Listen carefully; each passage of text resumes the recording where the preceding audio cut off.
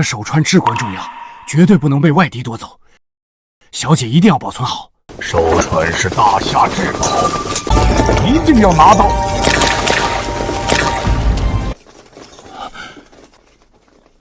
小姐，我去引开他们，待会儿不论发生什么事，您都不能出来。今日我拼了这条命，也要保护小姐周全。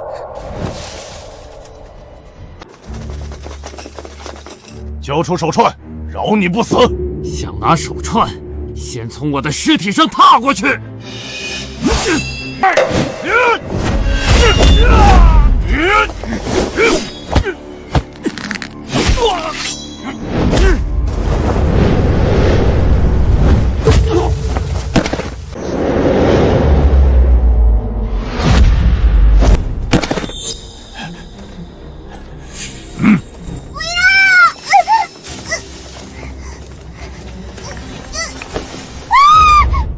原来在你这儿！放开小姐！四叔，你敢杀我四叔，我杀了你！就凭你一个黄毛丫头，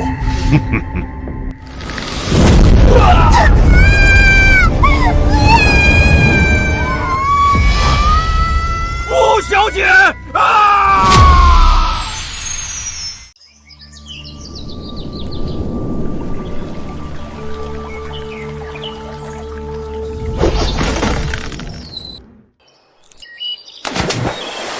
哈哈哈哈！此番边疆归来，乖徒儿又精进不少啊！这招借力打力已在我之上。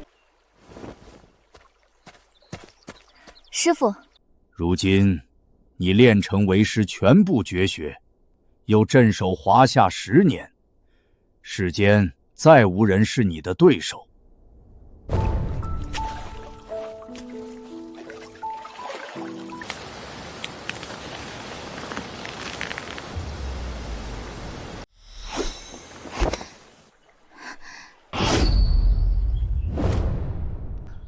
若非师父10年前从崖下将我救起，又收我为徒，传授绝学，徒儿早就化作白骨，又怎会有今日成就？唉，为师本想留你在山中，可惜你尘缘未尽。我要回家。我宋家当年惨遭外族灭门，四叔也惨死在贼人刀下，如今外族入侵，乱我华夏，血海深仇，我怎能不报？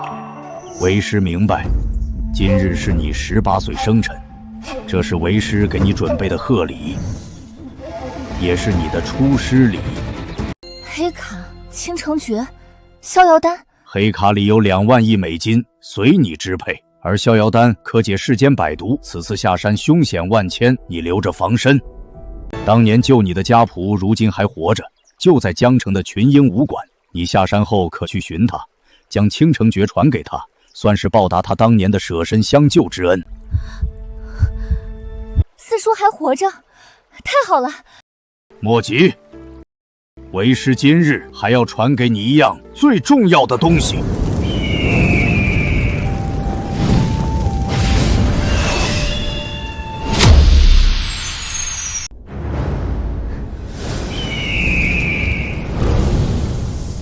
这凤鸣9天已认你为主，有了它，无论是各大世家还是军中战神，皆为你的奴仆。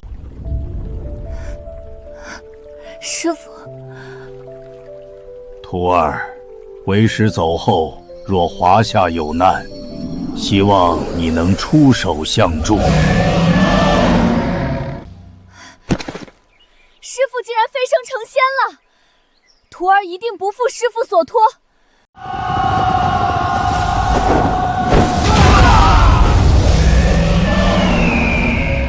老神主飞升，凤鸣9天认下新主，大夏有救了，准备启程，我要拜见新主。是。这是凤鸣9天。萧总，看方向是在江城。华夏10年屈辱，终于等来新主出世，让江南王先行迎接，其他人随我，立刻去江城拜见主人。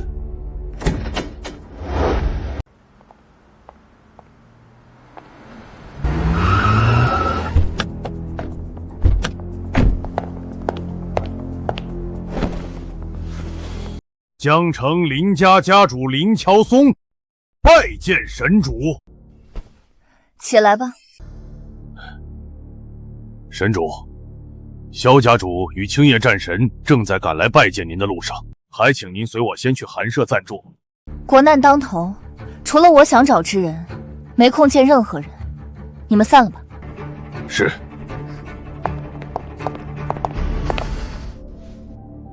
林森，神主安危不可懈怠，你跟上去，有消息随时汇报。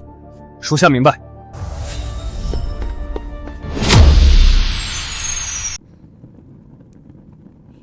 家主，胡四没用，没有照顾好小姐，也不能替您洗刷冤屈，为宋家伸冤。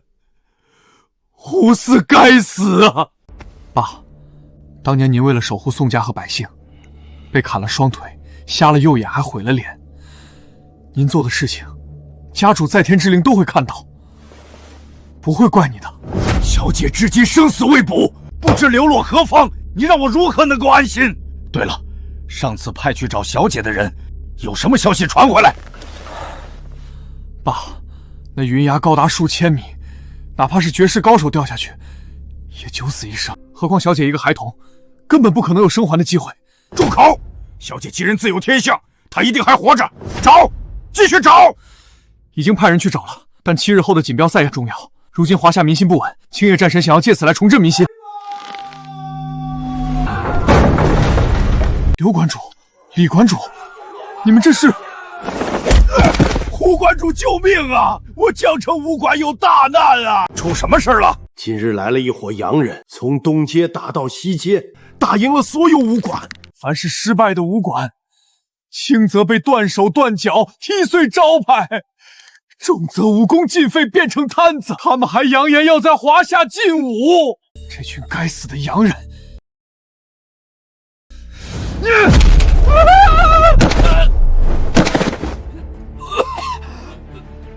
师傅，不好了，洋人打上门了！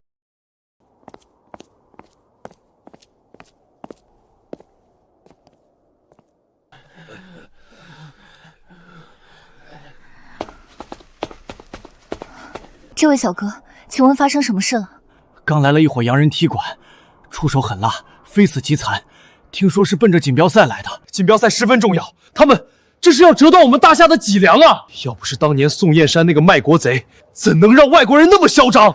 两位朋友，当年之事另有隐情，还请不要乱说。还提什么当年？现在都被人欺负到家门口了，整条街就剩下群英武馆了。四叔的武馆，正好，我去会会他们。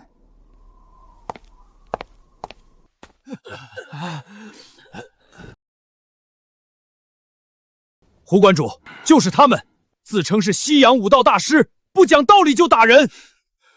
听闻群英武馆高手辈出，我们特意前来讨教一二。出手狠辣，招招致命，这哪里是讨教，分明是故意挑衅。谁让华夏武学垃圾？要是有人能打得赢我身边这3位大师，我们自然会走。可若是打不赢，那就活该变成残废。你假借踢馆之名，打伤这么多的武学同道，到底想做什么？很简单，输了的人要将这块牌匾挂起来，承认你们学的武道是垃圾，并且退出锦标赛，终身禁武，让你们只拿人改学西洋技。做梦！锦标赛代表我们华夏的荣耀，是民族的脊梁，绝对不允许任何人染指。周经纬，你身为外交官，却帮着洋人如此羞辱同族，践踏武道，你还配做华夏人吗？谁想当这垃圾华夏人？我早就入了樱花国旗了，我是高贵的樱花国人。明明是下贱，无知愚蠢！等我们以外族身份赢下锦标赛，废掉华夏武道，不出3年，你们必败！无耻汉奸，凭你们也配？尽管放马过来！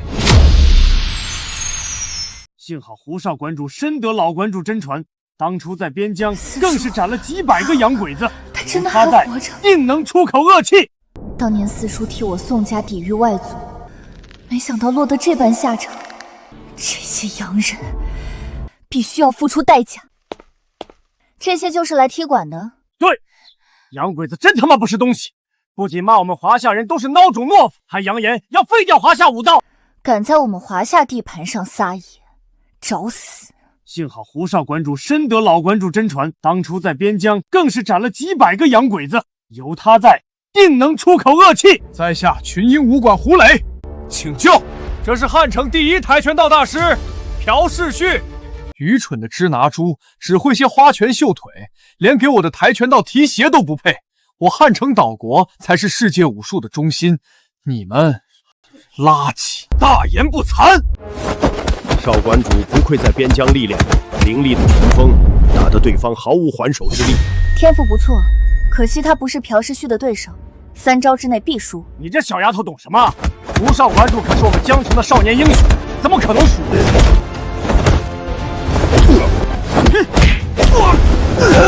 你只配舔我的鞋底。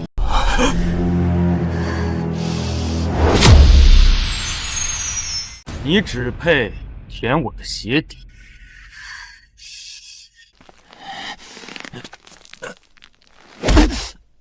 混蛋！比武向来都是点到即止，就算少馆主输了，也不能这么侮辱他。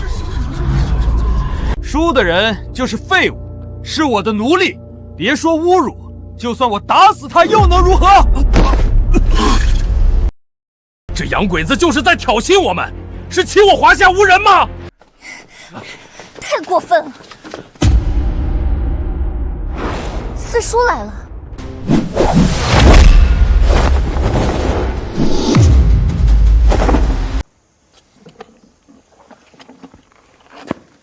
老馆主打得好，打得好！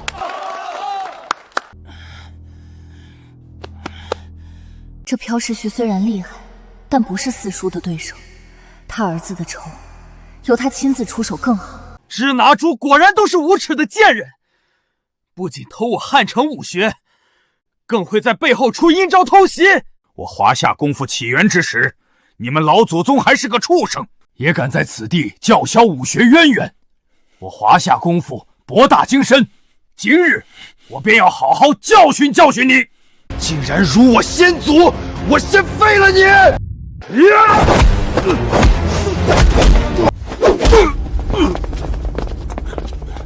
好，打得好！四叔果然老当益壮，不负当年英武。森田，上！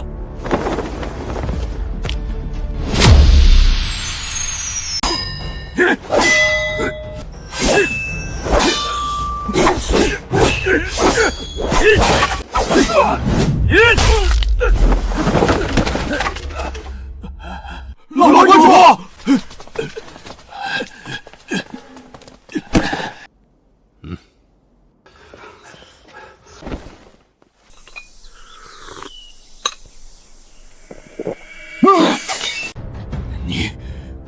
你在茶里下毒！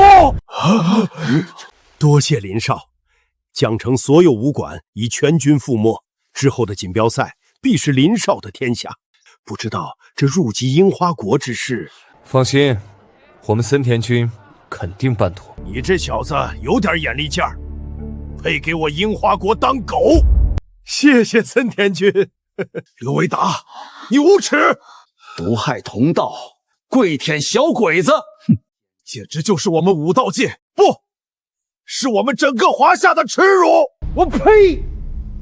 垃圾华夏，也就你们当块宝。更何况，当年宋燕山为投靠洋人，下毒害死数百武术同道，跟他一比，这不过是毛毛雨。无耻狗贼，也配与我父亲相提并论？可怜我父亲忠烈一生，死后却被同胞如此侮辱。我宋家世代效忠华夏武道，又为了什么？胡说八道！当年的事另有隐情。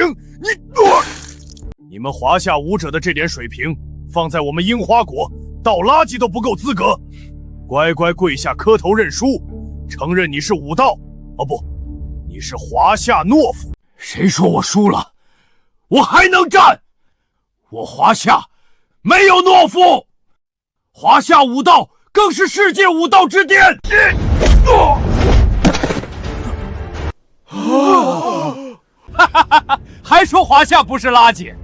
不只是武道，整个华夏种族都是垃圾，一群懦夫孬种。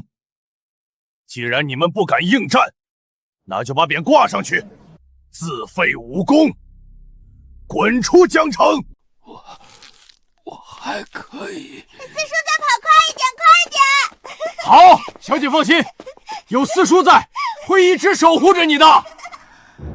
大胆狗贼，找死！我泱泱大国，为什么会打不过这几个洋鬼子？哼，还不是怪宋燕山这个卖国贼！要不是他当年害死那么多年轻高手，导致我们现在人才凋零，我华夏武道何以沦落至此？说得对，听说他满门被灭，活该。我觉得还应该将他拖出来，8分鞭尸。对，8分鞭尸。当年宋家为国奋战，为武道争光，肋骨都折了7根，你们还有几人记得？如今被贼人稍稍挑拨，就将宋家人踩在脚底，肆意辱骂。华夏人若都像你们四叔这般拼命，真是不值。哈哈哈！华夏武者都是一群怂包啊，居然都没人敢上。好，好，好，卑劣的华夏，以后就是我樱花国的天下了。老东西，我这就来送你归西。你敢？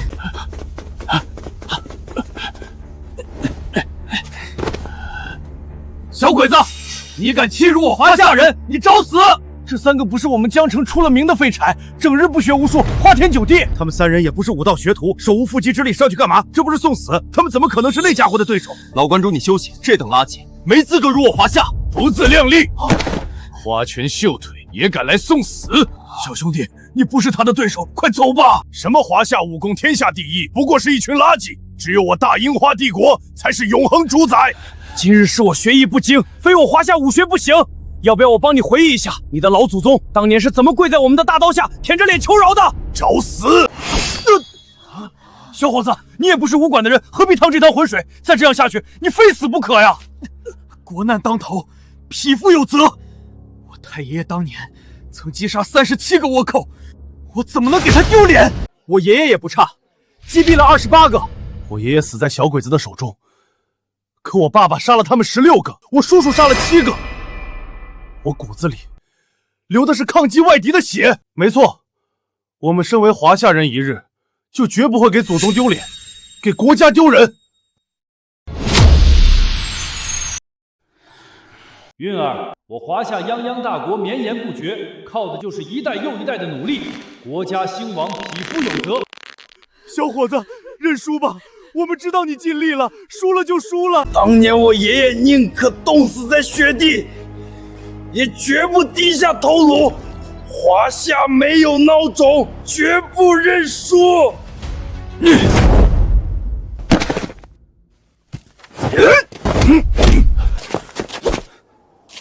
该死的支那猪，敢偷袭老子，有种的报上名来！我们是华夏人。好，今日我就要亲自打碎你们华夏人的骨头。你们这群贱骨头，再叫嚣，也只能证明你们是跌劣的物种，跌劣的民族。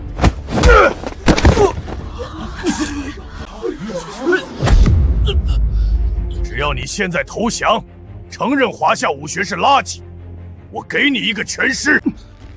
你能踩断我的脖子，踩不断华夏儿女的脊梁。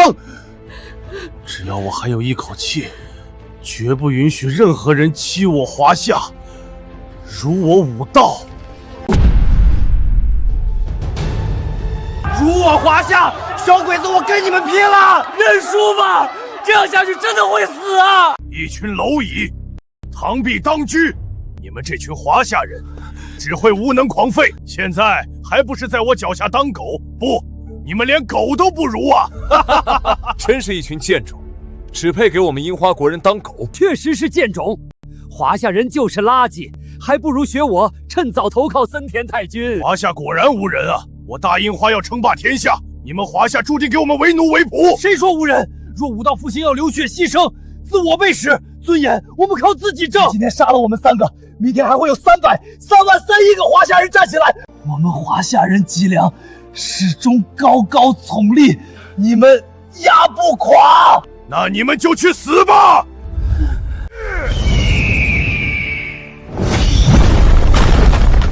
该死的人是你。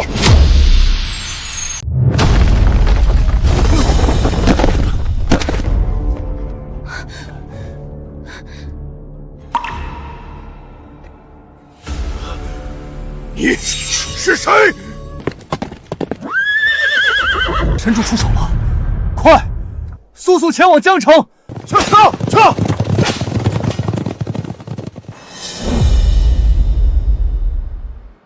不好，神主震怒！江南王这个废物，竟敢怠慢神主，看我不扒了他的皮！背礼入江城！无名小卒不值一提。好厉害的武功！想不到这女孩年纪轻轻，竟是个不好对付的角色。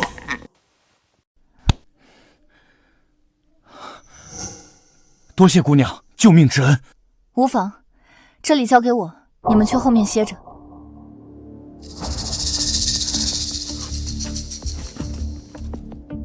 姑娘，我是不是在哪儿见过你？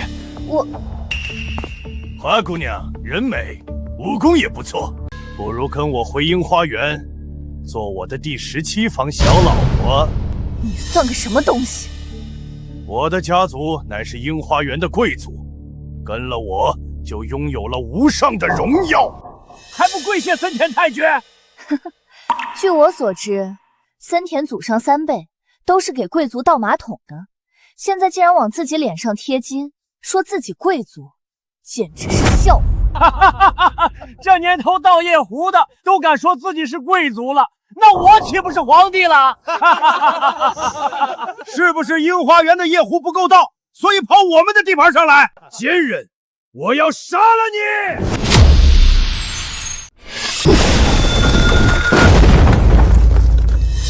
想不到这小鬼子竟然这么厉害，刚才根本没发挥实力啊！森田君可是樱花园武术第一人，师曾樱木大师。樱木大师，那不是当年打败我国第一高手宋燕山的小鬼子吗？这家伙竟然是他的徒弟，难怪那么厉害。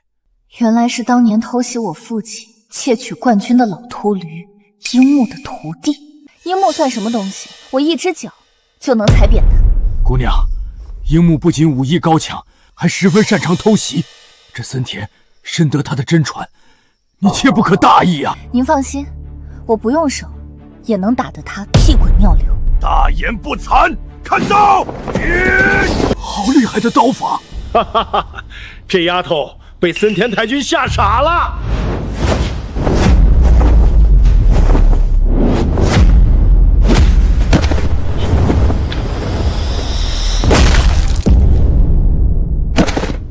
这一脚是还你刚才出手偷袭，这一脚是还你目中无人，出言羞辱我华夏，这是还你欺我同胞。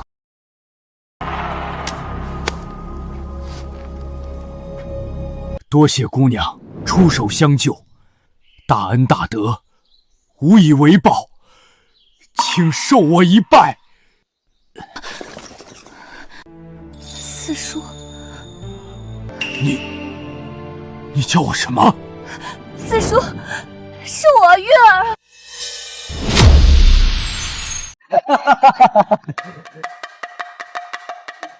月儿，真的是你！我以为我这辈子都没机会再看见你了，想不到你还活着。四叔，我来晚了，若无当年您的舍命相救，也不会今日的我。大恩大德，无以为报。不可不可！你怎么能给我磕头？你长得像夫人，武功又比老爷更上一层楼。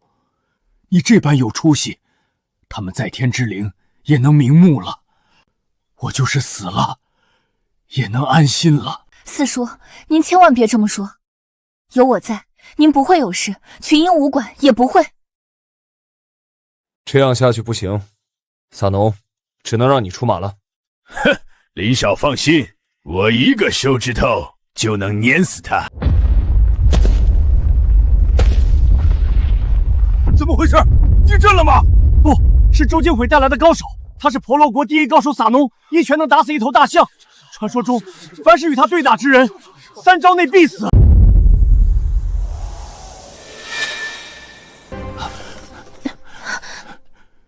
韵儿，当年我没有护好你，连累你流落在外10余年。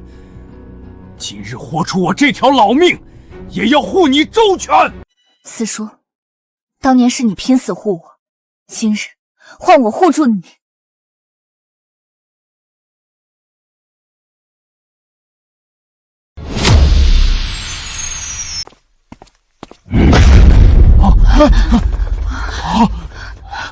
韵儿，他的武功比森田厉害10倍，你不是他的对手，快回来！四叔，相信我。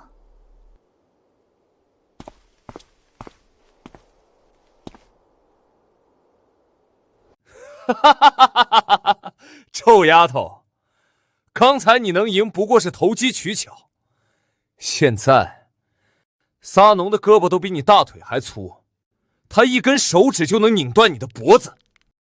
识相的乖乖跪地求饶，本少还能留你全尸。武学讲究灵活变化，若是肌肉多就能赢，不如去围栏里做头猪。像他这种，或许能值个50块。笑话！在撒农的擎天巨力面前，华夏武学就是不堪一击垃圾。任凭你再怎么牙尖嘴利，也改变不了。你给我提鞋都不配。3招，你必死。巧得很，对付你，我只需要1招。韵儿，躲开！快躲开！任凭你武艺再高，在绝对力量面前，也只有死。怎么回事？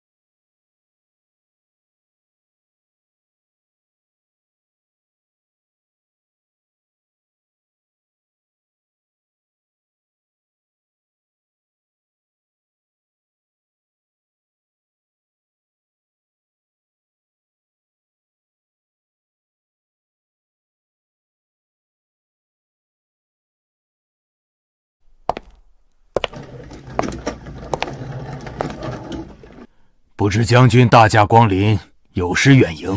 我接到消息说这里有人闹事。将军，你来的正好。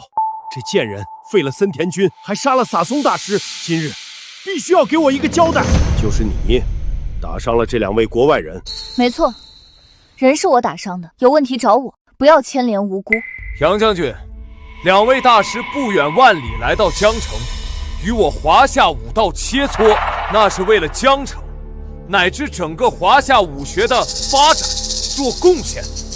事关2国友好邦交，没想到竟被人如此羞辱。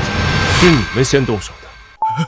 杨议员息怒，此事另有隐情，并不是周郡皇说的那样。我问你们，是你们先动手的？是我们先动手的。这些小鬼子不仅先欺负我们的，还要废掉华夏武道。这块牌匾就是这群洋人带来的。杨将军，这些人就是在胡言乱语，赶紧把他们抓起来，关进大牢。林少说的没错。来人！一群垃圾，还敢跟我林少作对，简直！把这些洋人都给我抓起来！王爷，神主在群英武馆出事了，请您速速前去。什么？哪个混账羔子敢得罪神主？快带我去！杨将军，你傻了呀？闹事的是他们侮辱杨大人啊！本将军做事还需要你来指定。姑娘，身手不错。你很不错。怀古虽是一介莽夫，却也知道何为对错，何为家国。姓杨的，我劝你慎重。森田君和撒农大师都是享誉国际的武学大家，这丫头敢打伤他们，那可是要上升到国际外交的大事。比武哪有不受伤的？自己学艺不精，还敢抱我？算了，只要你们肯磕头认错，我就大事化小，小事化了。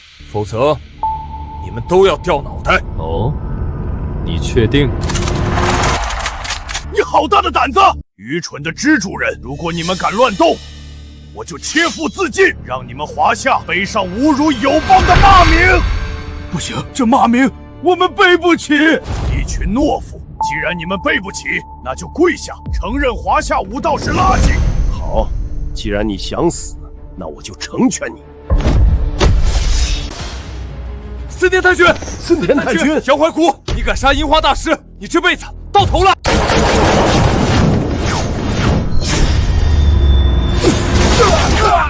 臭丫头，你是想造反吗？我是要教教你何为上，何为尊。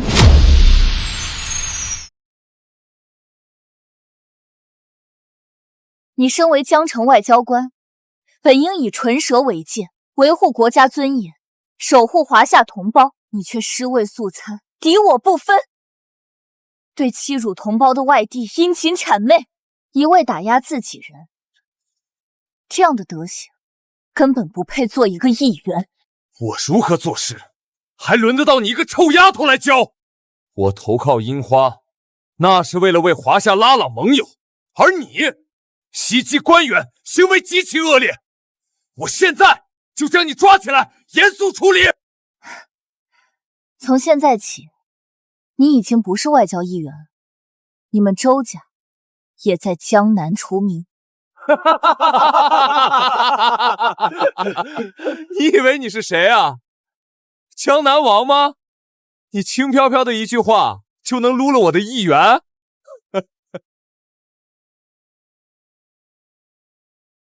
你可知各州的外交议员都是由京都直接钦点的，在各州一人之下，万人之上。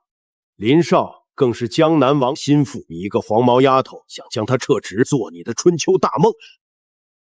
江南王，江南王就是江城之主，是我们华江以南一带的至尊，地位仅次于京都王，所以便有了江南王之名。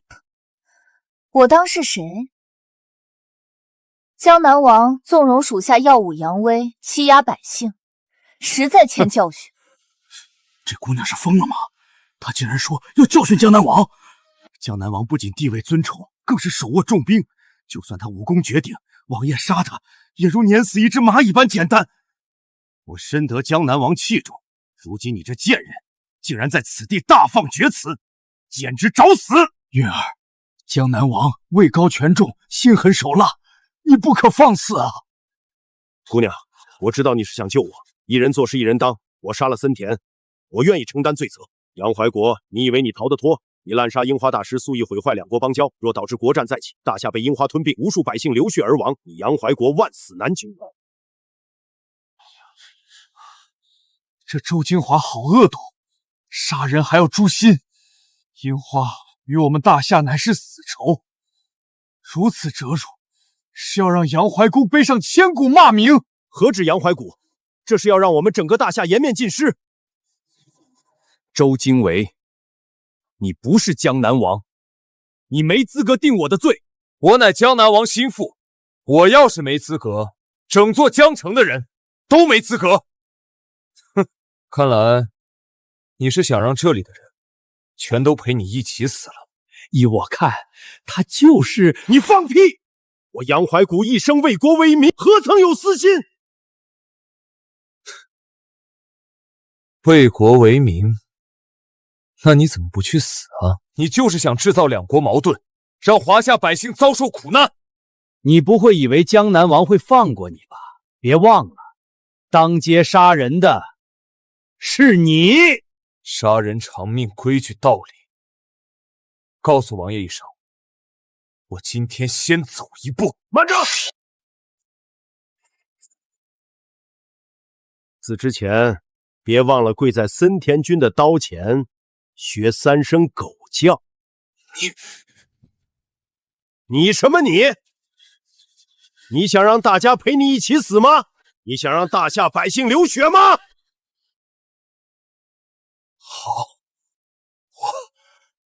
我跪。叫啊！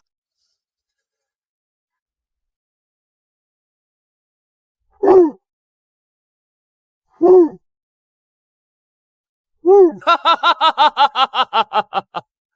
看见了吗？这就是中国人，这就是你们的英雄，一个只配在樱花面前学狗叫的废物。杨怀古，自刎谢罪啊！我杨怀古对不起各位父老乡亲了。住手！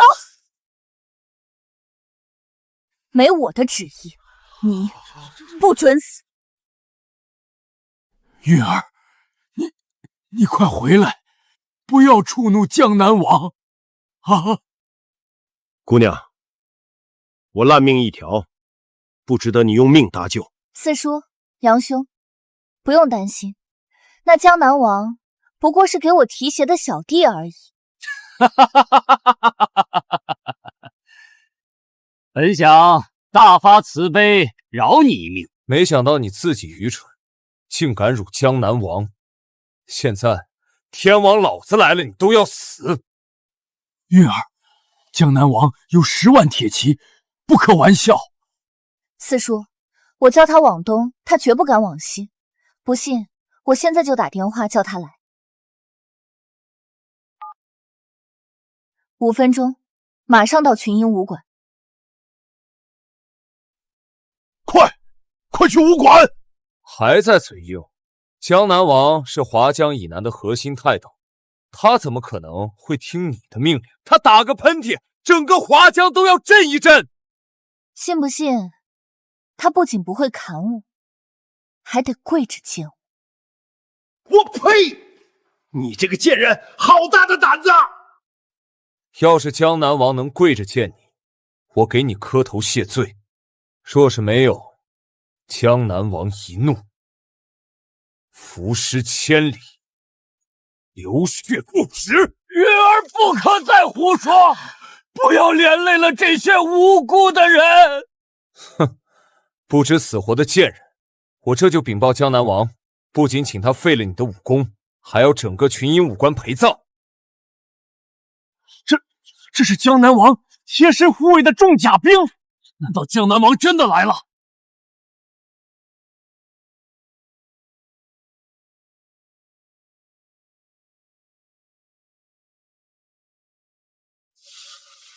参见江南王！新神主已到江城，你们吵吵闹闹，成何体统？王爷，您来的正好，属下正好，一事禀报。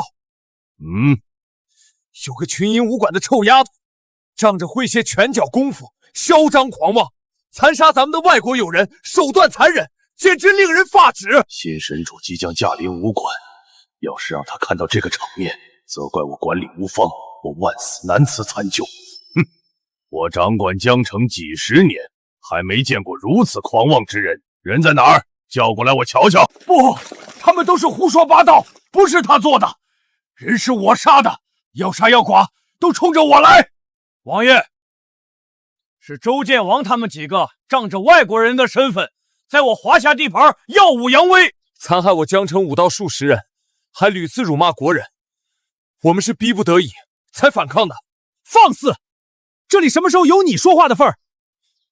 王爷，明明是那贱人横行霸道，胡作非为。不仅如此，他对王爷您出言不逊，扬言您来了也得向他低头下跪。好啊，本王还从未遭受如此奇耻大辱，我倒是要看看究竟是何方神圣，敢让本江南王低头。王爷，是我杀了森田，一切罪责我一个人担着，不要连累他人。杨怀虎，你可知在我的地盘上杀人要付出什么代价？我杨怀古但求一死。你既然知道规矩，那就别怪我了。江南王，你小子好大的威风！玉儿，谁允许你在这里撒野的？王爷，就是这个贱人，满嘴喷粪，王爷可不要让他死得太轻松了。凭你的罪行，足以千刀万剐。王爷息怒，我这就砍下贱人的头颅献给您。你说，要砍他的头颅献给我？正是，这都是他罪有应得，也是属下该做的。放肆！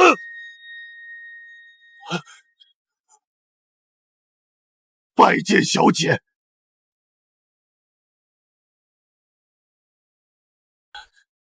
我来迟一步，连累小姐受苦，求您恕罪。你们江城卧虎藏龙，一个小小的议员也敢放眼掌握百姓生杀八权，无视法度，我还岂敢恕你的罪？你说是不是啊，王爷？小姐您说笑了，我辖区向来律法严明，绝不允许有人为非作歹，仗势欺人。周敬和，你勾结外贼，欺辱百姓，今日本王一律罢免你的官务。来人，给我拖下去重打40鞭，交由慎刑司严加拷问。王爷饶命啊！是我一时鬼迷心窍，我再也不敢了。王爷，王爷，王爷！无视我大夏律法，草菅人命，将他送去无极地狱，终生不得出。我可是国际友人，你们不能随便处置我。王爷，王爷，我错了，饶命啊！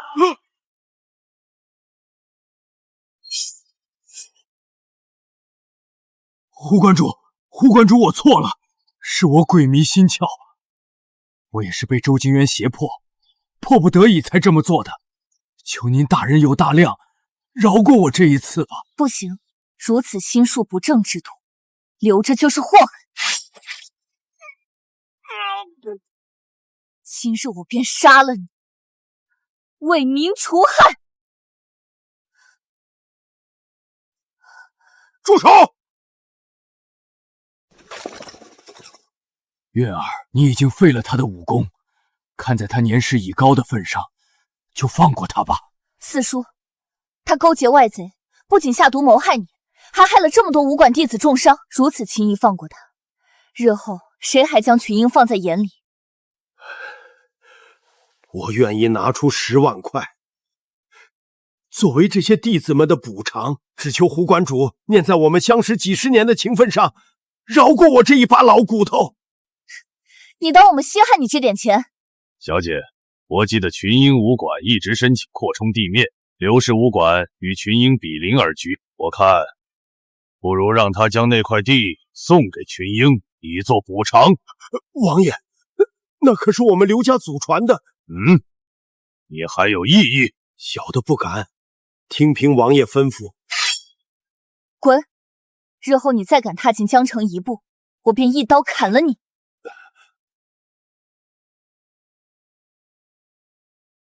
我当时谁有如此高强的武功？原来是当年的宋家余孽。今日之耻，我定要你们100倍偿还。小姐，那江南王对你似乎很畏惧。当年救我的师傅有点身份，所以他才会如此。对了，四叔，你身上的伤……当年你掉下山崖后，我被东瀛人带走，囚禁了大半年，身上的伤都是拜他们所赐。后来我趁机逃跑，回到江城老家，开办了这个武馆。四叔不比当年，如今是个废人了。不，四叔，你不是，我一定会给你报仇，给父母报仇。说到这个，小姐，你母亲可能还活着。四叔，你说的真的吗？你见到我母亲了？唉，此事说来话长。近些年，东瀛人不断来华，举办各种武道比赛。我发现不少高手在拿到比赛冠军后，都会去樱花国进行武术交流。偏偏那些人去了之后，再也没回来。虽然官方说法是他们抛弃国籍，入了樱花国，但我总觉得不对劲。在我再三追查下，总算在京都祭坛山发现线索。我曾乔装改拜进山，听到守卫提及祭坛山里还囚禁一名重犯，是当年宋家女主人。后来我又想到10年前，有几个东瀛人曾经常出入宋家，之后不久就发生比赛选手中毒事件，因毒药是宋家秘药乾楼草，宋家便被打上卖国贼的标签。这么说，当年宋家被害一案是东瀛人做的，可他们为什么要这么做？宋家全族被灭，您的亲人只剩青城钱氏一族，如今钱家的现任家主就是您的姨妈钱若雨，或许她能知道什么。看来我得去一趟青城山。见过佐藤大人。你说有很重要的事情找我，说吧。您在找的宋家余孽，他叫宋运，此刻就在群英武馆内。当真？我亲眼见到他手上戴着您交代林少要寻找的手镯，真是踏破铁鞋无觅处，得来全不费功夫。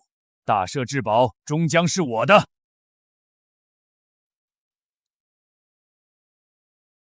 江南王飞鸽传书，金神主已经不在江城，正在往青城山去。既如此，那我们可要先一步赶往青城山，等候神主驾到。周副将，你先去青城山钱家，替神主安排。是，属下遵命。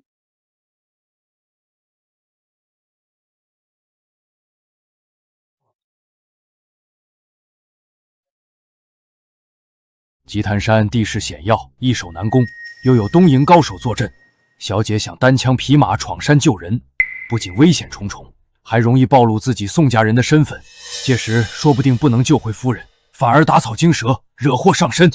但今年武道锦标赛的冠军赛需进入吉坛山闯关，只要小姐能进入决赛，就可以名正言顺进山，趁机救回夫人。四叔考虑的没错，本次竞标赛事关国运，确实需要谨慎对待。我需要一个假的身份。当年宋家出事，钱氏也遭受牵连，幸而你姨妈修炼凝心诀，功力大成，一举成为大夏高手榜排名第3的高手，这才让钱氏重新崛起。师父曾说，凝心诀是仅次于青城诀的武功，姨妈未满40就能登顶高手榜，实力的确非凡。血脉亲缘是最不能割舍的，我相信只要今日我们诚心祈求，再加上江南王也去信钱家，相信钱夫人会给我们敲见信的。哼，这胡明祥不过是宋家的家仆，何时攀上了孙卫江南王？劳动他亲自写信，要求我们大开方便，给他推荐信。据传今年比赛冠军有机会被青叶战神收为弟子，宋运定是想借机傍上战神，简直做梦。那江南王若怪罪，我们该如何？胡明祥不过一个奴才，怎么可能跟江南王有多深的交情？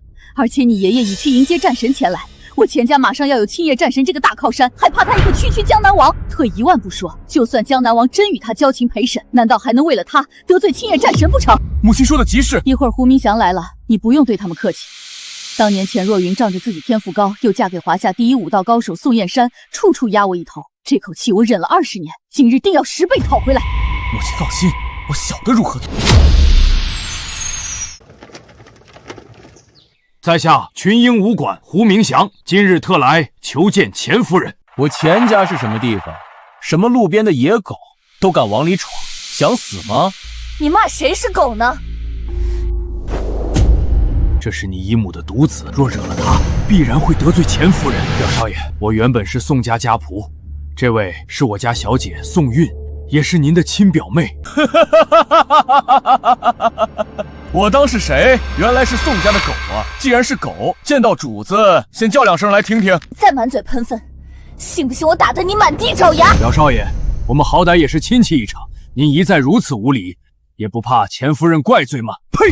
宋家可是卖国狗贼，是华夏武道之耻，而我母亲乃堂堂华夏第3高手，我钱家更是倾城武道世家之首。你们这种垃圾也配跟我们攀关系？我看你是讨打！贱人好大的口气，想打架是吗？我知道你们今天来是想从我母亲手里拿到推荐信，要信可以，只要你能打赢我的手下，顺利的到达前厅，我然可以把信给你。小姐，你得养精蓄锐，为比赛做准备。让我来。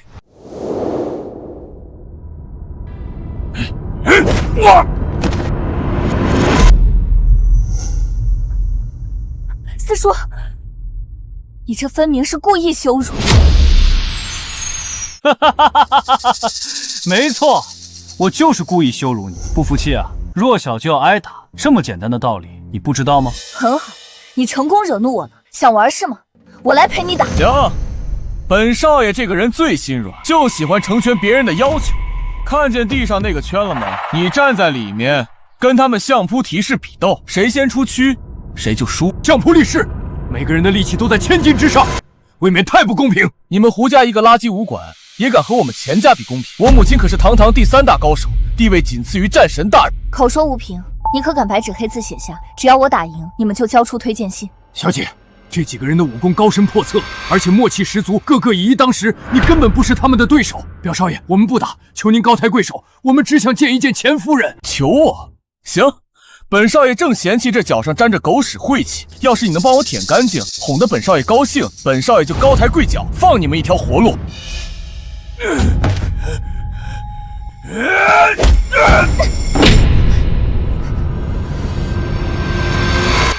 四叔，不必求他，今日我必打得他们满地爪牙。臭丫头，我可告诉你，一旦上了这个擂台，生死各安天命。听说前几个月中东那边小国叛乱，有一国酋长聘请这几位力士，直接干掉对方一支1000人特种兵队呢。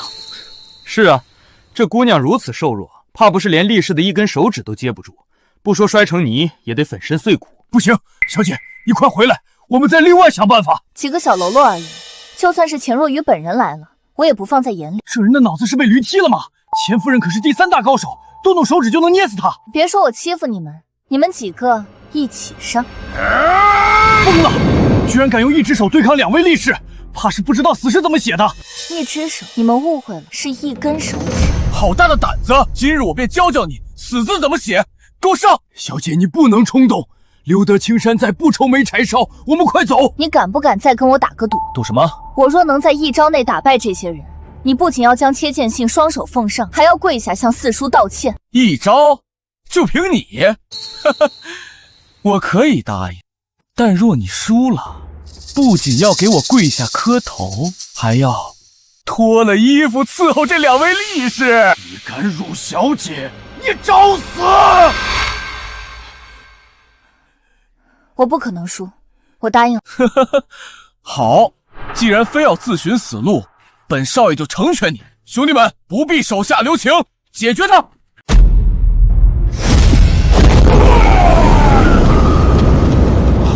这丫头有滚，一起上！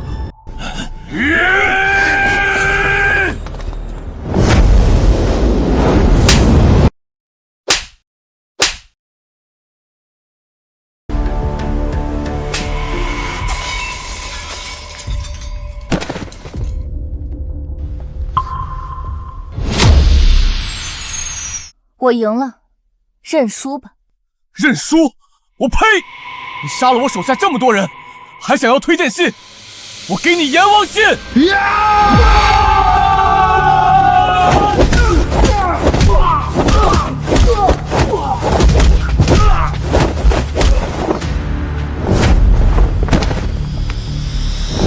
出尔反尔，仗势欺人，钱家怎会养出你这般无耻小人？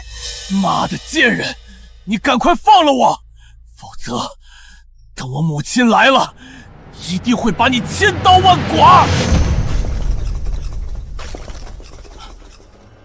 小姐，快放开表少爷！那个家丁必是去找钱夫人的，若是被他看见你如此，我们两个都将死无葬身之地。来了又如何？我从未将他放在眼里。哼，好大的口气！莫不是仗着自己认识江南王，就以为能在钱家横行霸道了？那你的算盘就打错了。我母亲最痛恨的就是你这种狐假虎威之人，你敢在她面前嚣张，她定不会对你手软。小姐，此地不宜久留，我们还是先走为上。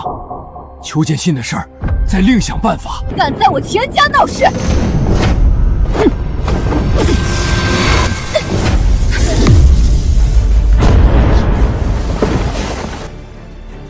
这下麻烦大了，夫人息怒。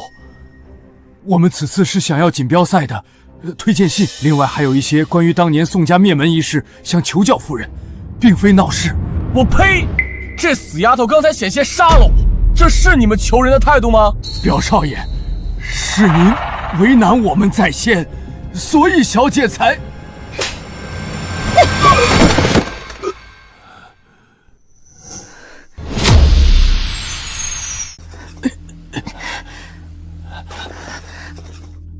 钱夫人，我们此次是为推荐信而来，并非有意挑事。你是个什么东西？这里哪有你插话的地方？死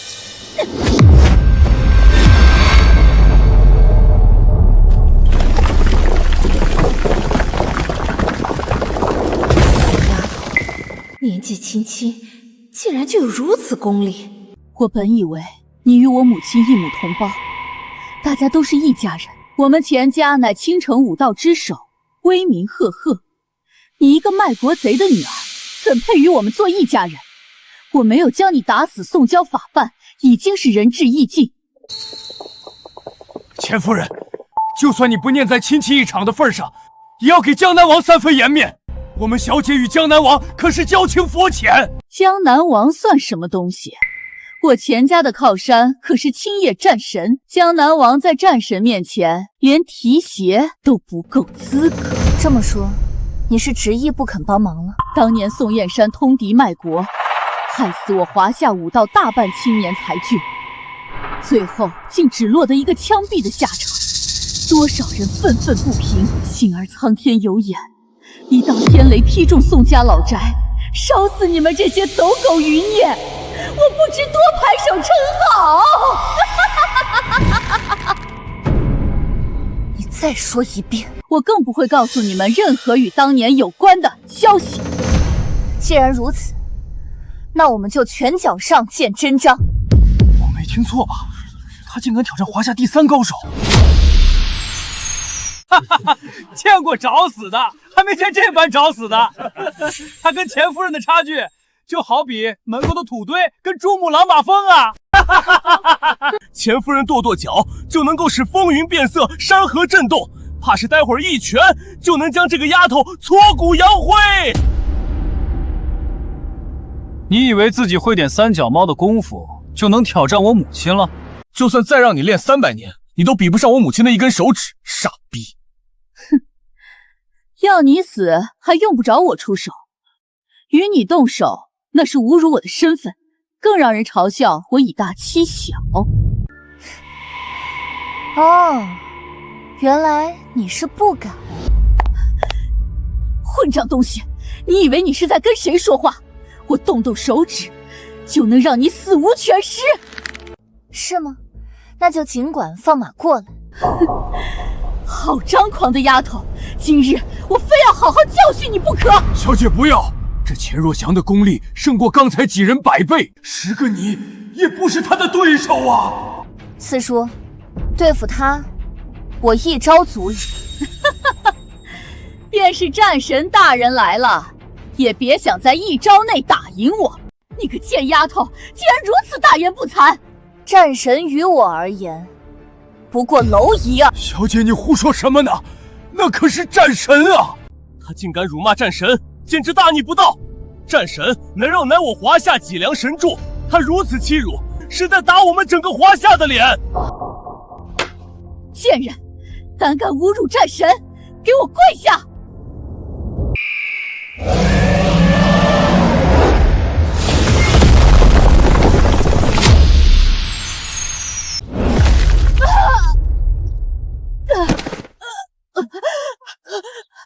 你敢动我，以下犯上，乃是死罪。动了，又如何？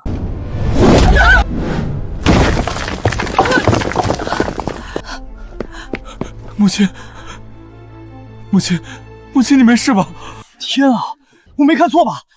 他真的一招就秒杀了钱夫人，他练的什么功夫这么厉害？而且他都没有动过，就那么挥了挥袖子，轻飘飘的就打败了高手榜排名第3的钱夫人。小姐，你真的没事吗？四叔不用担心，他根本伤不到我的。死丫头，刚才你不过是运气好，我就不信我的凝心诀会输给你。看在我母亲的份上，我才对钱氏一族再三容忍，可你们却变本加厉，让人无法再忍。呸！钱若云那贱人早就被逐过钱家，她根本不配姓钱。你这个孽种，更加不配站在我钱家的地上，羞辱我母亲，找死！我跟你拼了！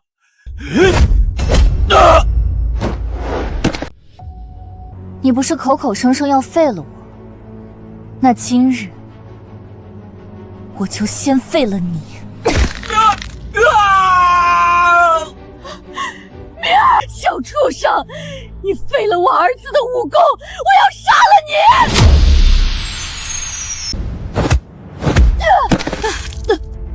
你！你这到底是什么功夫？我前所未见。你不配知道。凝心诀已经是绝世神功，还能有什么比他更厉害的？莫非是国外武学？好啊，你这个贱人，竟然学着宋燕山那狗贼，勾结倭寇，这一定是樱花国的功夫。竟然用樱花国的功夫残害自己亲人同胞，宋家余孽果然该死！该死的卖国贼，就该被挫骨扬灰，八坟鞭尸！胡说！我们小姐不是卖国贼，我们宋家更不是。那他为什么年纪轻轻，武功就这么厉害？当年宋家可没有人会这样的功夫。我说不出来就是心虚，是默认。华夏功夫万万千，你们不认识，只能说你们见识浅陋，愚蠢无比。你不用再狡辩了，你们宋家骨子里就流着卖国贼的血。今日我不幸中了你的暗算，可我华夏武人成千上万，绝不允许一个卖国贼在我华夏的土地上耀武扬威。小姐小心！贵客即将驾临，你们在胡闹什么？父亲，你可回来了！你要为我做主啊！明儿的腿被废了！什么？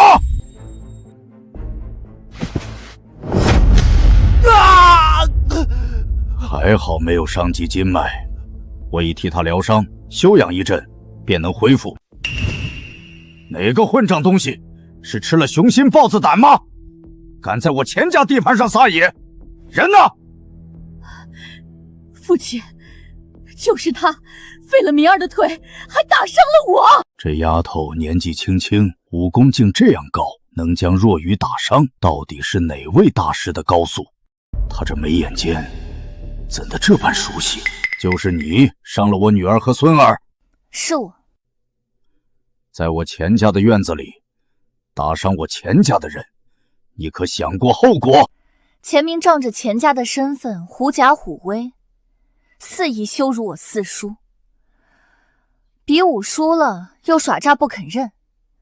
我打他是替你们钱家清理门户。你胡说八道！父亲，这死丫头是樱花国的奸细，故意来我们钱家找茬，你千万不可信她，快杀了她！你才是胡说！钱老、荣炳，我乃宋家旧仆胡明祥。这位根本不是什么间谍，她是我家的大小姐，也是您的大女儿钱若云的独女，你的亲外孙女啊！什么？你是韵儿？想不到你已经长这么大了，像，的确是跟你母亲很像。外公，钱老，我们此次前来，是想请钱夫人以比赛评委会主席的身份，替我们写一份推荐信，可以让小姐参加比赛。哪知道钱少却一再刁难，小姐迫不得已才出手，还请您明察。你也想参加武道比赛？是的，想必江南王在信中已经向您道出原委，还望您看在一家人的份上，替我们小姐写一份推荐信。想拿推荐信，简直做梦！可钱老刚才……哼，一个宋家余孽能活在世上，已经是宋家几辈修来的福气。如今竟还妄图沾染武道，做你们的春秋大梦。父亲，我要是为他写了推荐信，岂不是让世人都误以为我们和宋家还有勾结？这不是往我们钱家头上泼脏水吗？是啊，爷爷，当年我们钱家被宋家连累，遭受世人多少白眼，母亲几经辛苦，才有了钱家今日的地位。难道要为了这个臭丫头，全都付之一炬吗？明儿说的对，而且这死丫头贼性不改，不知从哪儿学了一身歪门邪道的功夫。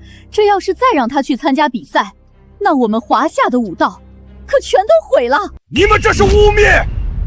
我们宋家清清白白，从来没有做过对不起华夏的事儿。你有见过小偷说自己是贼的吗？你够了！推荐信不能给你，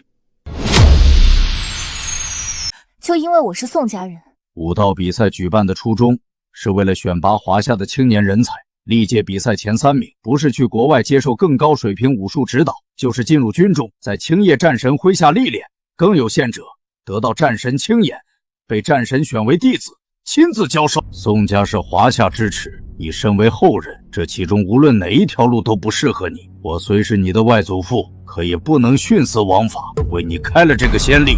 其实你是害怕我去参赛，赢了你的好孙子，让他得不到冠军，没办法成为战神徒弟，为你钱家光宗耀祖吧。我承认你的武功不错，在年轻一辈中算是翘楚，可军中不比寻常地方，那是华夏边防最重要的护卫线，对国忠诚远远比武功修炼更加重要。说来说去，你还是想维护你自己的孙子罢了。就凭他那点本事，就算去了，也是白白送死。宋韵，你自己不能参加，就污蔑我家明儿，实在是卑鄙无耻。我告诉你，父亲选我明儿是明智之举，他可是我们钱家100年来唯一一个学会左右手护国术的人，冠军早就是他的囊中之物。当初我已经将你母亲逐入钱氏家族，你如今姓宋不姓钱，就算让你去了，也不能替我钱氏扬名立山。何况明儿还是我钱氏最具天赋之人，来日定能将我钱氏发扬光大。左右护国术，你们说的是这个吗？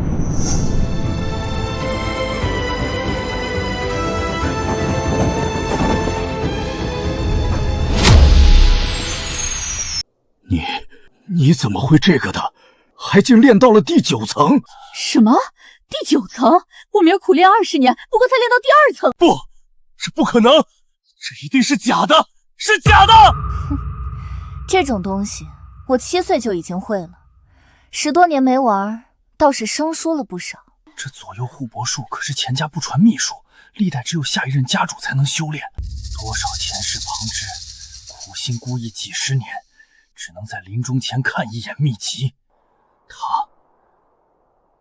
他竟7岁就会了。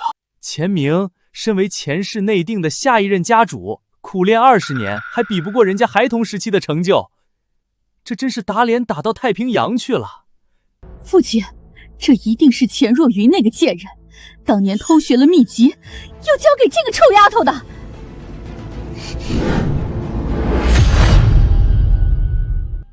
你再敢满嘴喷粪，对我母亲不敬，我便先送你去见阎王。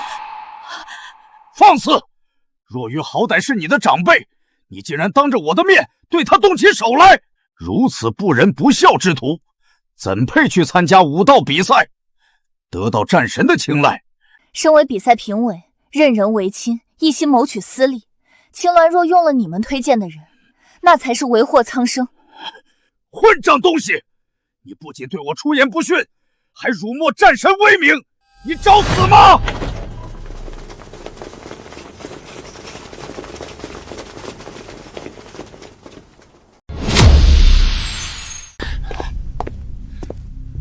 哪来的王八羔子，你敢擅闯我前世大门？魂腻歪了吗？滚开！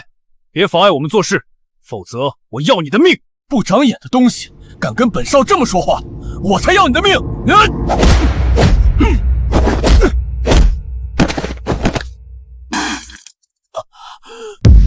你竟敢打我儿子，拿命来！若云不可！四叔可是看出什么了？这些人虽然黑衣蒙面，但武功套路像极了当年闯入宋家的那伙东瀛人。我也看出来了，看来这些人是冲着我来的。怕是他们已经猜出你的身份，所以才想对你动手。偏偏钱明硬是撞了上去，倒替你解了围。哼，自作孽不可活。按理说钱夫人的功力远在他们之上，但她如今身受重伤，怕是抵挡不了多久。钱家的生死与我们无关，四叔只管看戏就好。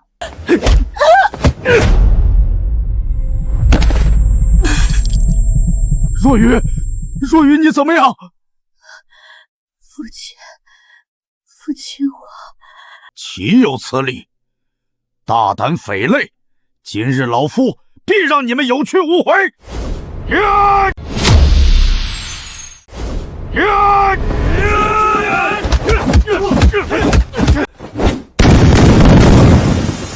有种的光明正大与老夫打过，用这种不入流的手段，算什么英雄好汉？我们不做英雄好汉，我们只要你的命！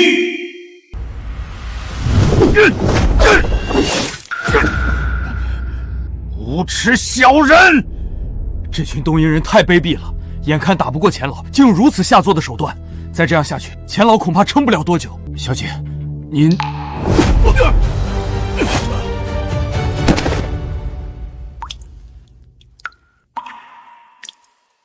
混蛋！有本事别躲在暗处偷袭，出来！出来啊！今日就是你的死期！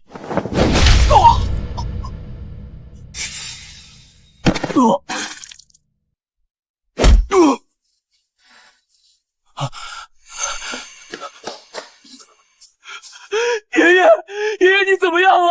爷爷，明儿，华夏武道都是垃圾，去死吧！想在华夏地盘上撒野，得先问过我。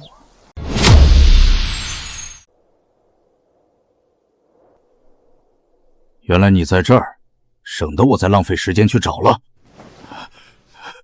你不是他的对手，还不快跑！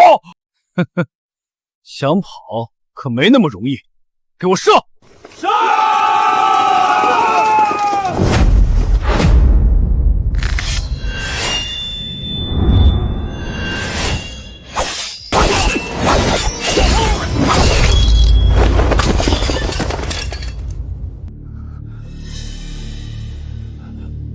说，谁派你们来的？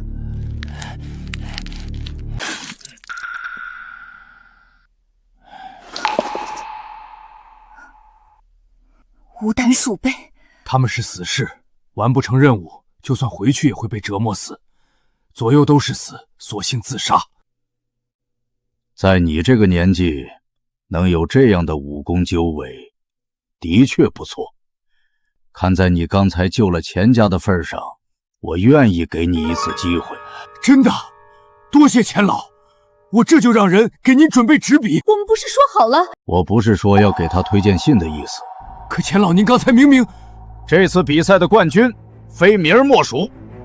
等到他日后被战神收为弟子，我会做主让他再收宋韵为徒，这样宋家也算傍上了战神的名号。日后在华夏行走，也不会有人为难他。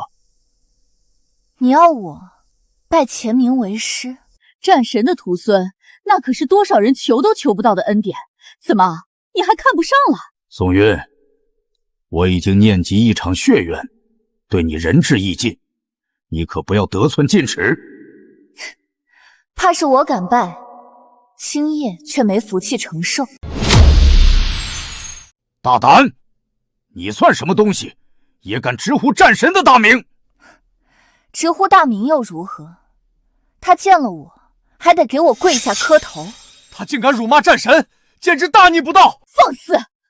战神大人会给你磕头？你以为自己是神主大人吗？不错，正是我。见过装逼的，没见过这么蠢的装逼。你要是火焰令的主人，那老子就是玉皇大帝。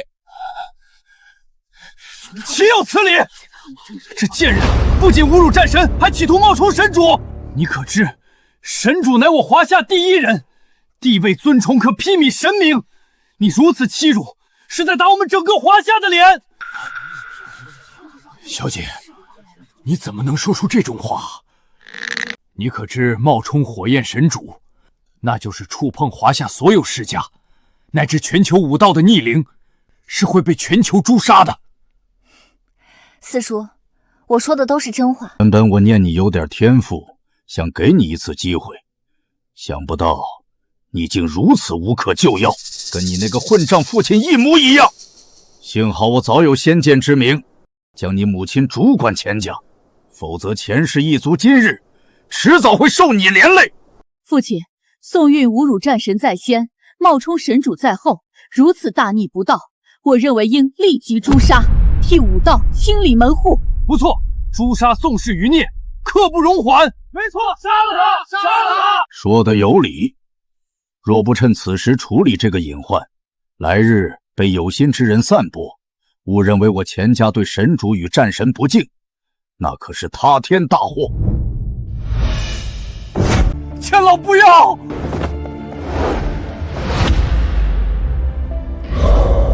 住手！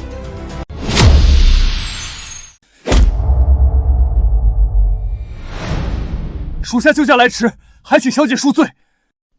起来吧。装模作样，还真以为自己是什么大人物了？放肆！竟敢对我们小姐不敬！我看你是活腻了。你这个混账东西，敢对本少爷动手！竟在我钱家的地盘如此放肆！今日我不教训你，你就不知天高地厚。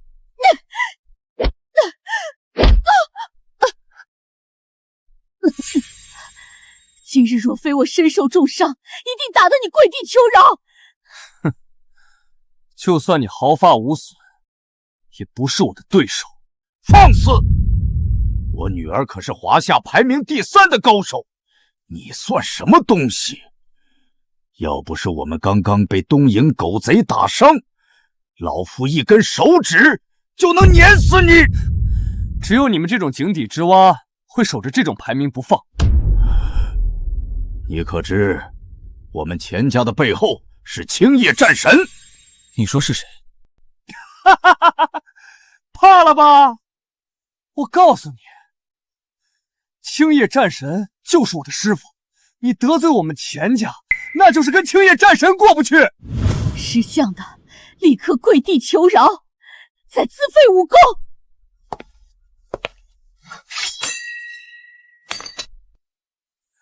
谁给你们钱家的胆子，敢威胁我？青叶战神权势滔天，一人之下，万人之上，仅仅让你以死谢罪，已经是心慈手软。狐假虎威，仗势欺人，你们这种品德根本不配做武道世家。是，即日起，我便将钱氏一族逐出华夏武道。哎，你可是我见过最能装逼的人。你算个什么东西，也配将我钱氏一门逐出武道？你以为自己是战神大人吗？说的不错，我就是青叶战神。小的胡敏熙参见青叶战神。您是小姐的四叔，小姐是我的主子，我可不敢受您的礼。够了，你们的戏也该演完了吧？你要是青叶战神，那老子就是玉皇大帝。战神大人若是出现，必然仆人成群，浩浩荡荡，怎么可能孤身一人？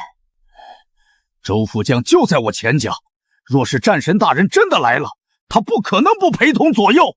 你们两个混账东西，竟然假冒战神之名，真是不知死活！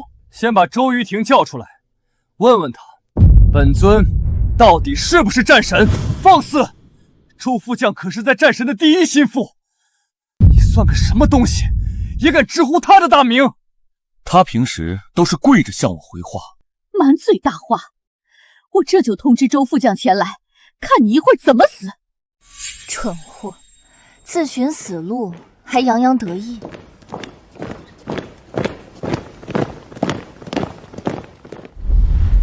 参见周副将。青叶战神已先一步拜见神主，稍后就到。刚才我爷爷仁慈，还想给你们留一个全尸。现在周副将驾到，你们两个的下场只会比死无全尸还要惨烈数百倍。是吗？不知死活的臭丫头，马上我就要你知道厉害。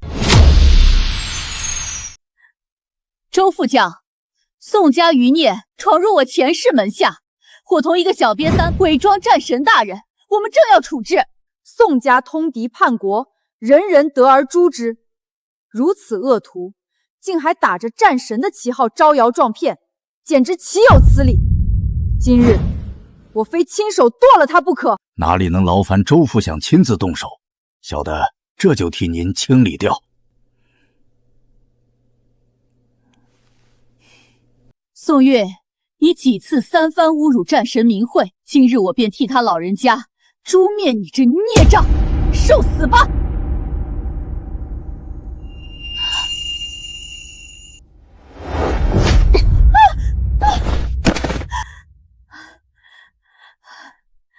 周副将，这种小喽啰交给我来处理就行，不用脏了您的手。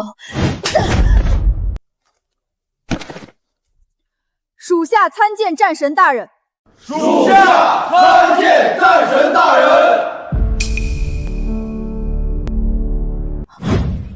这不可能，他怎么可能是尊贵无比的战神？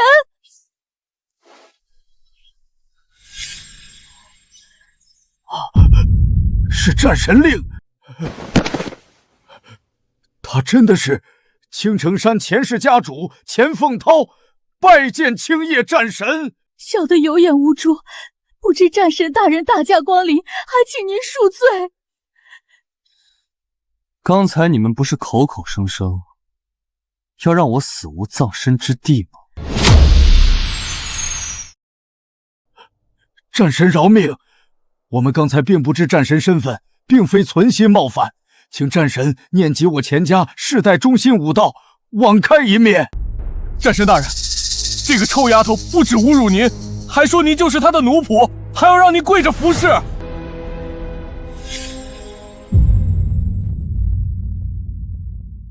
我们是气不过这死丫头如此大逆不道，见您与她多说了几句，才误以为您和她是同伙，这是误会。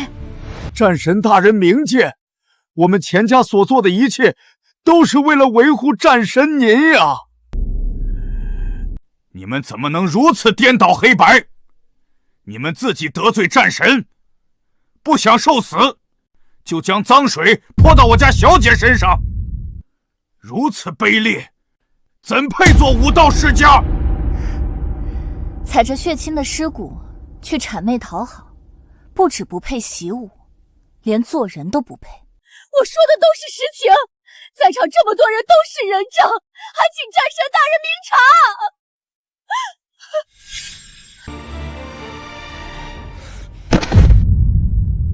属下参见神主大人。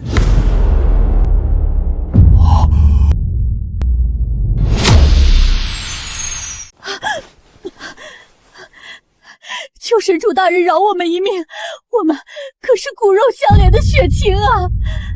你们身上毕竟流着钱家的血啊！你们刚才口口声声要置我于死地的时候，可曾想起过，与母亲是血脉相连的姐妹？我刚才那么做也是不得已，我都是为了钱氏一族的百年基业着想。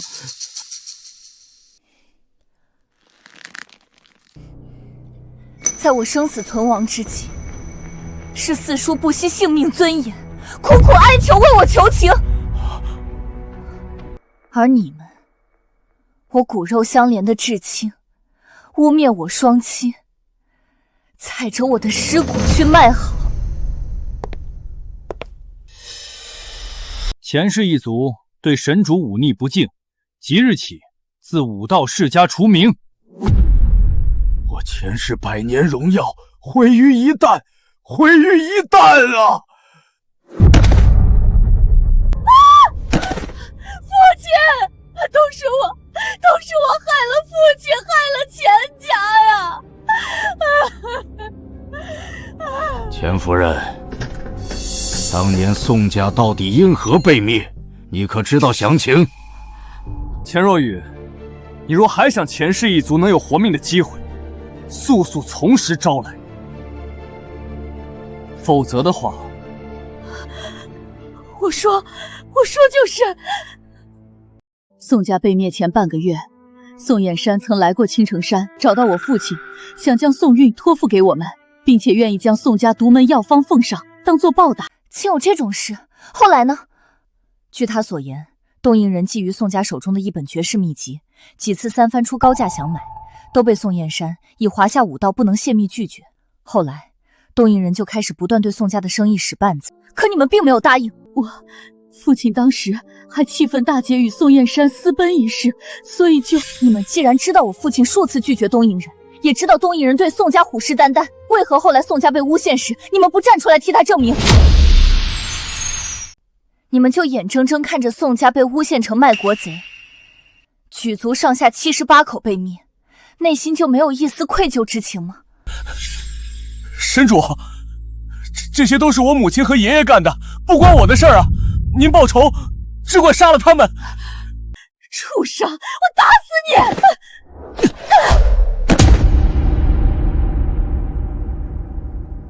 母亲，钱家会沦落到今日，全都是你的错。我这么做是大义灭亲，是为了钱氏一族的将来着想。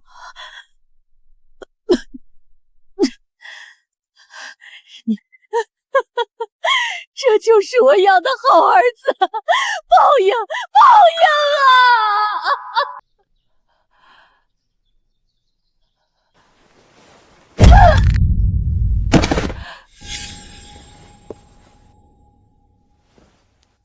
神主，我对您一直都是崇敬有加，日后由我带领钱氏一族，必定会为您鞍前马后，鞠躬尽瘁，死而后已。寡廉鲜耻，多看你一眼，我都觉得恶心。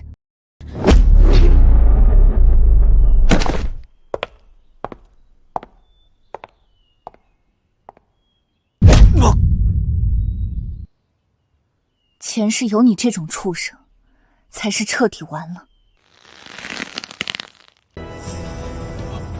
神主，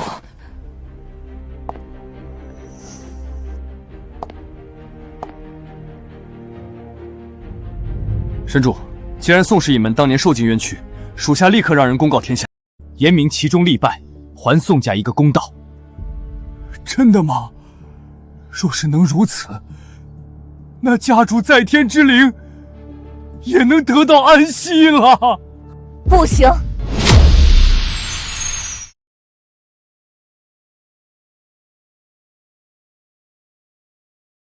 真的吗？若是能如此，那家主在天之灵也能得到安息了。不行，知道当年真相的3人，如今都已经亡故，人证物证全无。就算昭告天下，旁人也只会说你们是屈服在我神主身份的淫威之下，向卖国贼跪壁求饶。刚才真不应该让钱老和钱夫人自杀。如今唯一知道当年真相的人，就只有远在祭坛山的母亲了。只要我能救出母亲，揭穿东瀛人的阴谋，就一定能替宋家洗刷冤屈。可是钱夫人死了，我们拿不到推荐信，该如何参赛？钱若愚死了，评委会要重新选定，而人选的评定归京城世家联盟统管。联盟盟主萧启与我一样，都是听命神主大人的人。你可以去找他。好，我们去京都。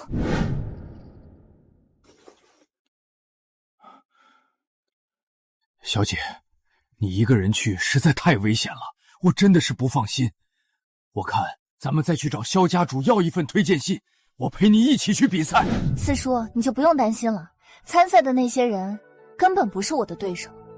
而且我这一次最主要的目的是要找机会潜入山中，看能不能找到母亲。一个人反而更便利。都是四叔没用。要是我不是个残废，就不用让你一个人孤军奋战。四叔，东瀛人知道我的身份，这次比赛肯定会使绊子。你留在外面，万一我有什么意外，你也可以去找萧启支援我。是，四叔明白了。是，四叔明白了。1年1度的武道锦标赛即将开始。比赛规则十分简单，率先登上山顶，并且拿到胜利旗的人，就是本次比赛的冠军。在比赛过程中，会设置各种关卡，阻碍你们。无法突破关卡或举白旗投降者，自动退赛。若诸位没有异议，请签下生死状。历届武道比赛死亡者不在少数，今年的关卡尤为艰难。你一个姑娘家，还是趁早回去，否则一旦破了相，或者摔胳膊断腿，那可是一辈子都毁了。还是担心你自己吧。哼，脾气倒不小。可惜今年的冠军非我莫属。怎么回事？刚刚还是晴空万里，怎么突然就变黑了？有什么可担心的？这些不过是障眼法，吓唬吓唬你们这些新手罢了。萧少，不愧是萧家未来家主，见多识广，处变不惊，让我等佩服万番啊！你们只要跟紧我，保管你们丢不了小命。此地不是寻常树林，像是被人施了阵法，要阻止我们上山。大家小心点，这里有阵法，都跟紧我。大家小心点，这里有阵法，都跟紧我。你逞什么能？一旦行差踏错，就会丢掉性命。听说你曾经在江城打败过3国高手，可武道锦标赛还有奇门遁甲、五行八卦，你们江城这种乡下地方学的，与京都世家根本没法比。你还是老老实实听萧少的指挥。武道比赛是个人战，管好你们自己就行。不识好人心，迟早有你后悔的时候。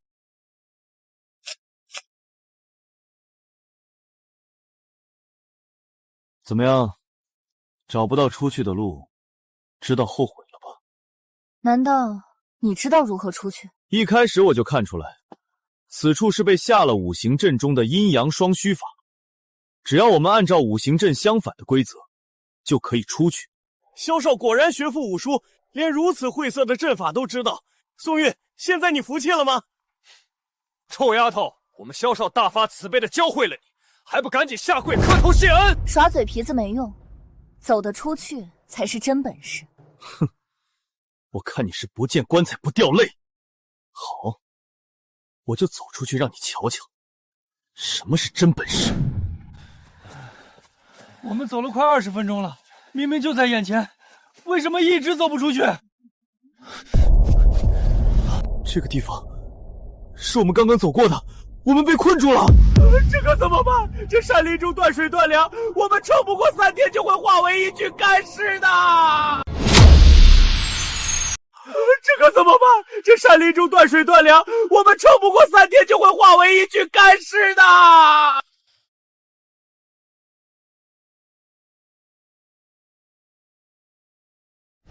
你干什么？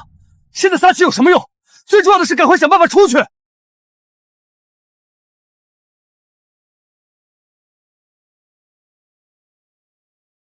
看来这宋韵已经被困得狂躁，竟然批树泄愤。哼，简直就是一个蠢货。我们被困在山中，断水断粮，这个时候最应该做的就是保持体力。人家可是打败3国高手的大人物，哪能跟我们这些凡夫俗子相比啊？肯定要时时刻刻炫耀自己的与众不同才行。糟糕，一定是宋韵无乱批树，破坏了阵法。你批够了没有？你非要把我们都害死才满意吗？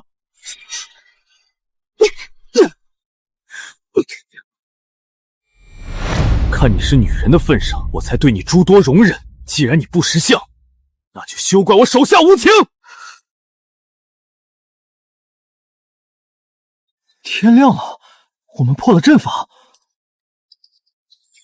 你刚才一直在砍树，不是为了泄愤，是在寻找阵法的阵眼。可你是怎么找到的？任何阵法都有破解，之所以看不清，不过是因为身在其中，不得其法。若阵法被毁，阵眼自会显现。原来是这样，想不到你还精通5行阵法。雕虫小技。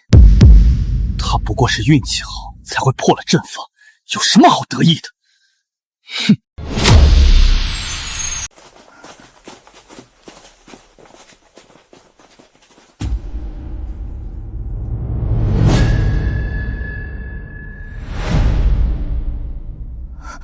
破天斧。师傅，您送我这把绣鸾刀，当真厉害无比。当年这把绣鸾刀与破天斧同时出世，是多少武道之人梦寐以求的神兵利器。可惜破天斧不知所踪，实乃一大憾事。大家小心，此人手中拿着的乃是破天斧。破天斧，那可是传闻中兵器排行榜第1的神兵利器。没想到武道众人苦苦寻师的破天斧，竟然落入东瀛人的手中。你们这群毛头小子，竟也识得我手中的宝物。既如此，还不如乖乖跪地求饶。这人是樱木大师的得意门生井上四野，他的师弟就是之前力克多名华夏高手的森田。之前森田上门挑衅，伤我萧家学徒数10人，我因故未能到场，不能亲自报仇。今日新仇旧怨一起算。萧少深得萧家武学真传，就算对上绝世高手，也毫无惧色。真是吾辈楷模。萧少此时占据上风，胜券在握啊！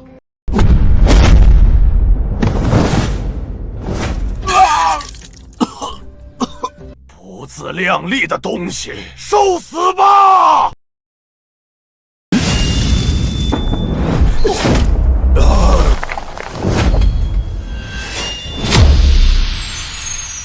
臭丫头，凭你这3脚猫的功夫，也想与我为敌，简直是自寻死路！看招！想不到绣鸾刀竟在你的手中！你竟然手持绣鸾刀，你到底是什么人？听闻绣鸾刀是火焰神主的不传秘宝，怎么会在宋韵的手中？不过臭丫头，就算你手握如此利器，也休想赢我！宋韵，井上跟森田的武功根本不在一个级别，认输吧！你现在求饶都来不及，怎么还出言激怒他？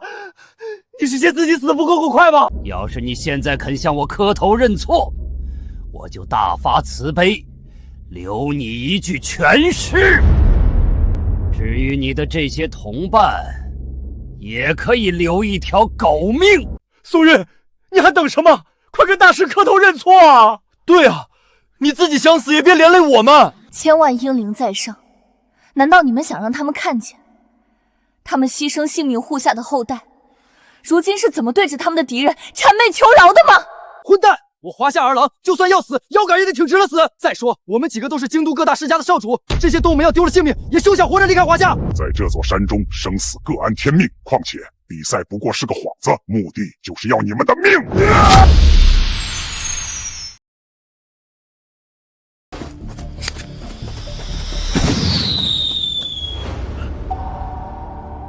现在才想起来求救欧妈了，看他你们都要死在这里！我虽不喜欢宋韵，可他到底也是华夏武道的一份子。姚明，你先带其他人退到一边，我要帮他，否则我们今天都得死在这儿。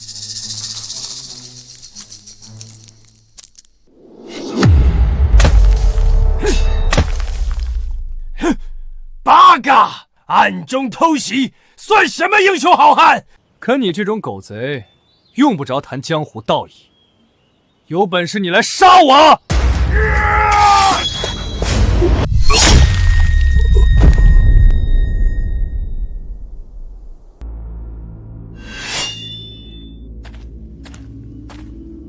喂，我帮了你，你连句谢谢都没有吗？没有你，我会更快杀了他。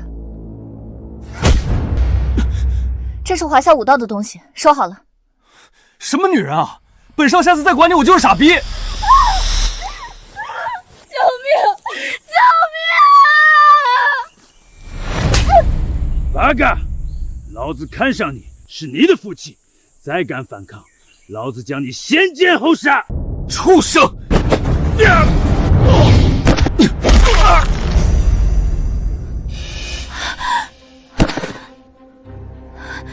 多谢少爷相救，举手之劳而已，不值一提。哼，你一个姑娘家，为什么会陷在这个荒郊野外？我叫小环，父母都是这山中农户。前几日村子里来了一伙东瀛人，强行要征收我们的土地，我们不从，就对拳打脚踢，还将我掳走。东瀛狗贼！竟在我华夏土地上如此耀武扬威，实在可恶！各位少爷小姐，你武功高强，能不能救救我爸妈？你一个农村姑娘，怎么看出来我们个个武功萧强的？想不到堂堂华夏武道第一宋燕山的女儿，竟然轻松栽在我的手上。看来你也是名不副实。宋燕山。宋韵竟然是卖国贼宋燕山的女儿！萧少，我看不如趁他现在身受重伤，一刀了结了他。萧少，还犹豫什么？当年宋燕山杀了我们那么多前辈，你们萧氏也有人受害。如今我们杀了宋韵，也是替天行道。你说的没错，国仇家恨，不能不报。宋韵，你放心。我会给你一个痛快，不会让你死得太痛苦。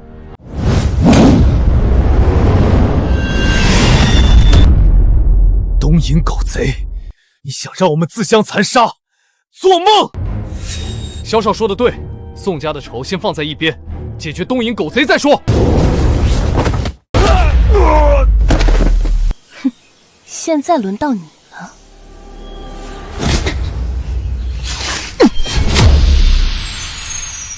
你竟然没事，这怎么可能？我敢单枪匹手上山，又怎么可能毫无防备？从你出现开始，我就知道这是个圈套。你的匕首虽然锋利，但也不可能戳破我的软气甲。软气甲刀枪不入，乃武道至宝，竟会在你这个小丫头的手里。幸好我们没有动手，不然现在死的就是我们了。既然你没有受伤，为什么不出手？非要看着我们被打死，你是故意的吧？这是你们污蔑宋家的教训。污蔑？宋家卖国求荣，可是板上钉钉的，何来的污蔑？等等，你是想说，宋家当年是被人陷害的？难道是东瀛人？哼，我们凭什么相信你的话？你有证据吗？抓到他的幕后指使，自然就有证据。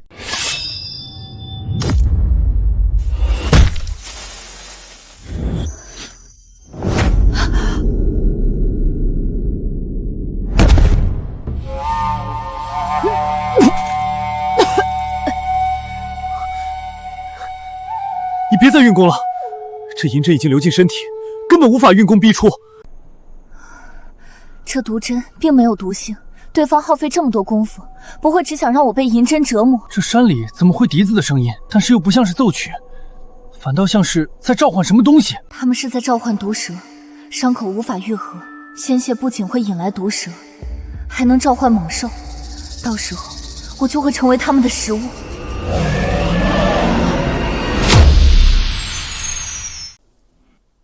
这是解毒丹，你们先吃了，寻常毒物不敢近身。你这个宋家余孽，会有这么好心？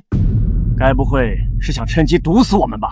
他如果要害我们，只要做事不露就行，何必下毒多此一举？你们也都是堂堂男子汉，未来各家家主，别畏首畏尾的像个孬种好不好？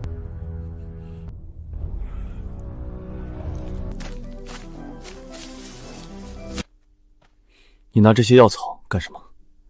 我师父曾说过，天下万物相生相克，凡有毒物者，7步内必有解药。药材混上这解毒丹，铺在四周形成结界，任何毒物都不敢靠近。你是要运功逼出毒针吗？你们只要乖乖待在结界里，就会安全。小少，这可是诛杀宋家余孽的良机呀！要不然我们……宋运几次三番救我们，要是我们真的干出背后偷袭的事，跟那些东瀛狗有什么两样？萧少说的是，看在他救我们一命的份上，我们替他护法，只当报答。这毒针虽在我周身经脉运转，无法轻易逼出，但师父曾教我倒转经脉之法，或可一试。此处经脉乃是你功法死门，一旦被敌人掌控，必死无疑。师父，那我该如何做？我来教你逆转经脉之法，待你学会，便可随意扭转体内穴位经脉，让敌人无法掌控。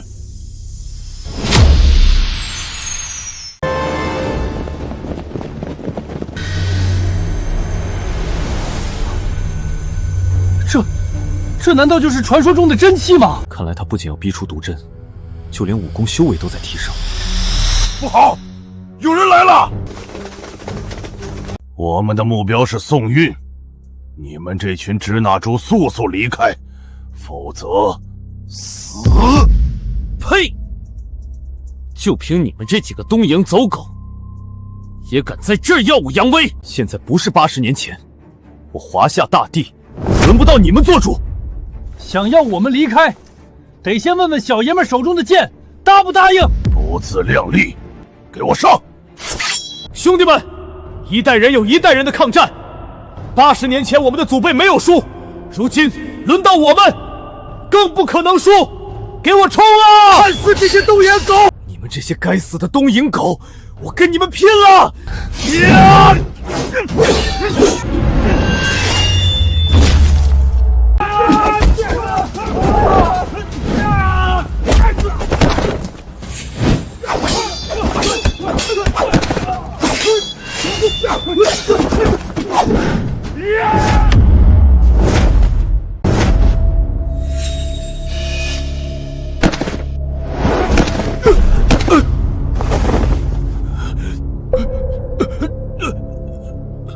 堂堂萧家少主，不过如此。呸！狗贼，要杀就杀，别说那么多的废话。不过，你敢杀我吗？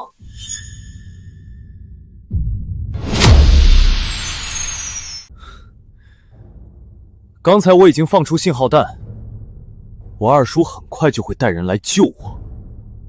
除了我，这里还有姚家、钱家的少主，个个都是华夏举足轻重的大家族。若我们死在这场赛事里，你们樱花国休想善了！哼，谁说是我们杀了各家少主？明明是宋家余孽狂性大发，为夺冠军，丧心病狂杀害各家少主。我东瀛武士拼尽全力，死伤无数，终杀了宋运，为华夏武道报仇。至于这手镯，也理当作为谢礼，归我们樱花国所有。原来你们的目的是要陷害宋运，正大光明的拿走手镯，无耻！华夏武道全都是一群垃圾，宋家铁骨铮铮，却被你们骂成卖国贼。宋家手镯自然该归我们。你是说，当年宋家是被你们陷害的？我们本以为毁了宋燕山的名誉，让他在华夏国无法存活，自然会投靠我们樱花国。哪知此人油盐不进，宁愿毁了宋家绝世秘籍，也不肯卖给我们。如此冥顽不灵之人，我们只能斩草除根。你们这群畜生！哈哈哈哈！当初走绕宋家最狠，最恨不得将他们挫骨扬灰的，可是你们华夏人自己，现在倒变得义正言辞了。哼！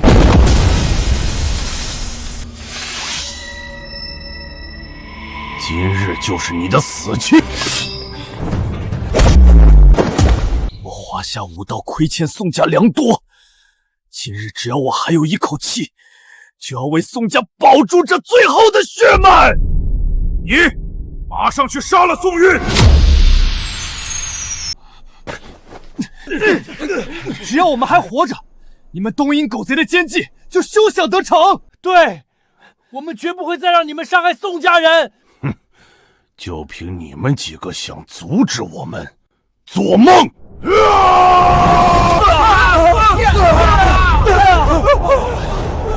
把这些人统统带走，我可没有耐心再陪他们玩了。不要啊！宋云醒了，他醒了！给我上，杀了他！蚍蜉撼树，找死！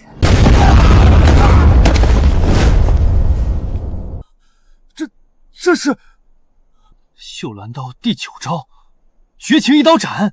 传闻中这是火焰神主的绝学，宋运竟练到了第9招，莫非他是？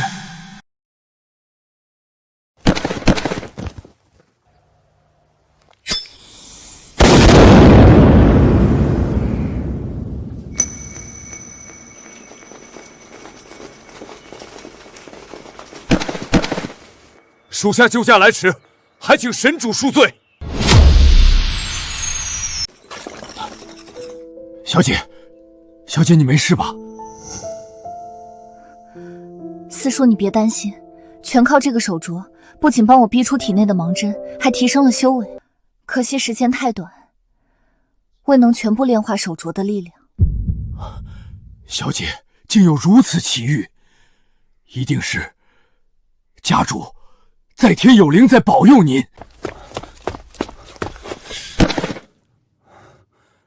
都是属下来晚，险些让神主遇险，还请神主责罚。刚才我闭关打坐，若非萧劲等人拼死相护，恐怕我也等不到你们支援。神主过奖，可静儿他们人呢？他们刚刚被东瀛人带走了。什么？神主，此次的武道比赛比往届危险100倍，看来是东瀛人故意设下的圈套。不错，他们想重演当年宋家灭门惨案，让我与整个华夏武道为敌，好夺走手镯。萧劲等人被带走，恐怕凶多吉少。神主，这次比赛的裁判已经被我们抓起来，说不定能从他口中问出些什么。来人，把他带上来！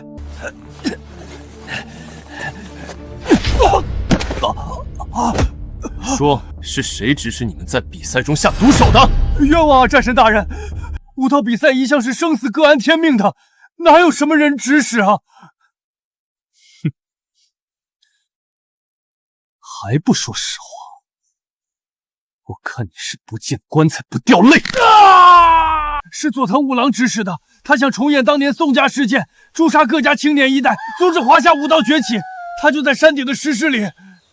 萧启，你下山通知各大世家，让他们小心戒备。青叶、四叔，你们随我上山救人。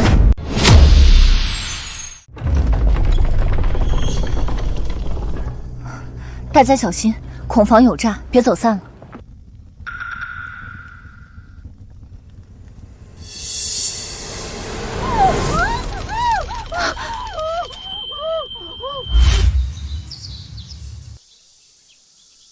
韵儿，快到母亲这儿来，母亲做了你最爱吃的芙蓉糕。母亲最好了。母亲，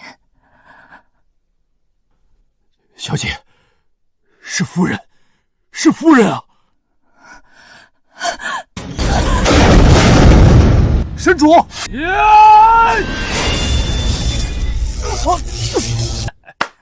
这是我纯钢打造的牢笼，上面还通了电，任何武器都休想能斩断。你们别白费心思了。佐藤五郎，不错，正是我。想不到你还挺厉害，竟然能一路过关斩将来到这里。可惜呀，你最终还是会死在这儿。我认得他，小姐，当初就是他到宋家威胁家主毒害武道同胞，诛杀宋氏满门。杀父之仇，不共戴天。佐藤狗贼，今日我就要拿你的人头祭奠我宋氏满门。宋月，如今你已是我的阶下囚，还敢如此大言不惭？哼，你以为区区铁笼就能困住我？做梦！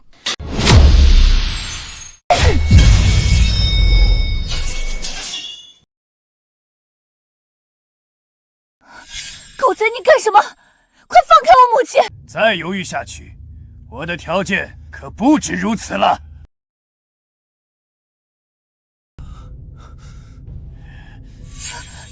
青叶，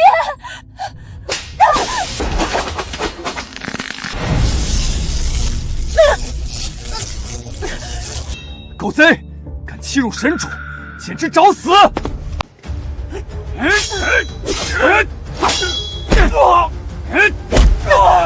红云，马上让你的手下停手，否则我就拧断钱若云的脖子！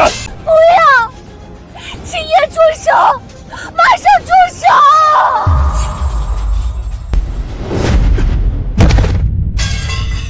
打开石门！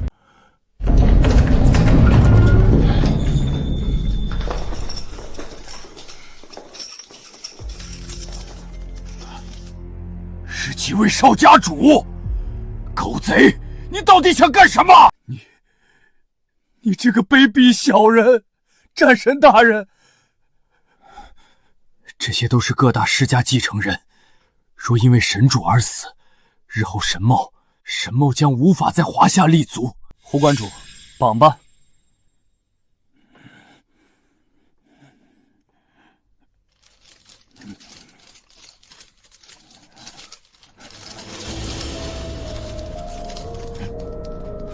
别想跟我耍把戏，用铁钩穿过他的琵琶骨，废了他的武功。狗贼，你找死吗？我说过，你敢动一下，他们就得受苦。神主，我死不足惜，先救几位少家主和夫人。真是一条忠心的好狗，还不快做！再犹豫下去，我的条件可不止如此了。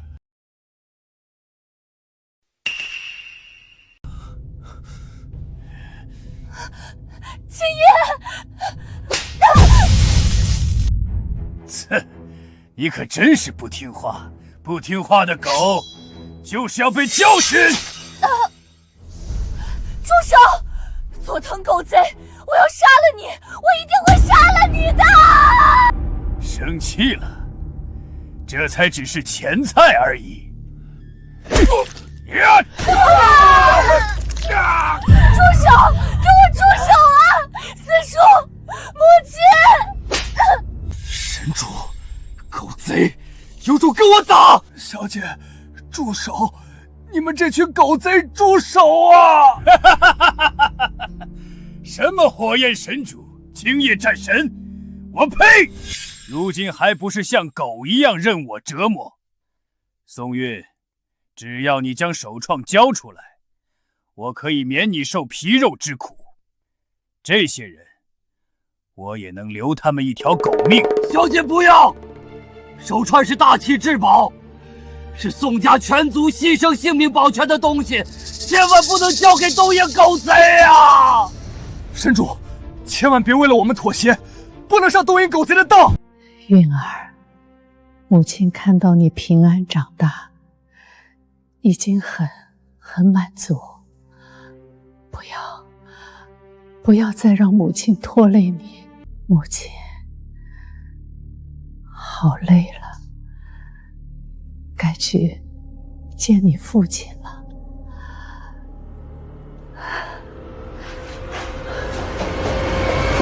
不要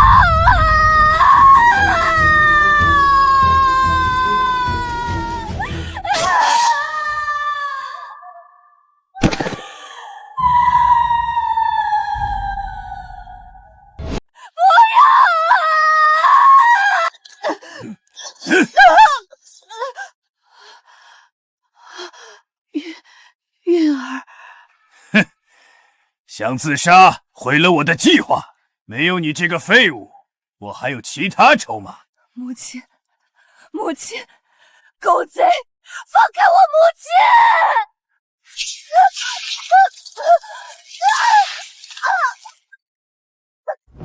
我给你机会，你却不珍惜，那我就自取。想不到这手串竟然认主！狗贼！手串是我宋家誓死守护的东西，你休想拿走！好，从现在开始，你迟1分钟交出来，我就杀一个！住手！狗贼，你给我住手！心疼了，刚才这些人可是拼死为你护法，现在又因你而死。下一个，你说选谁好呢？是你的四叔青叶战神，还是这些年轻人中的一个？小姐，我是个废物，活着也没什么用。可这些年轻人是华夏武道的希望，只要有他们一日，樱花国狗贼就不敢犯我华夏。小姐，以后四叔不能再照顾你了，你要保重啊！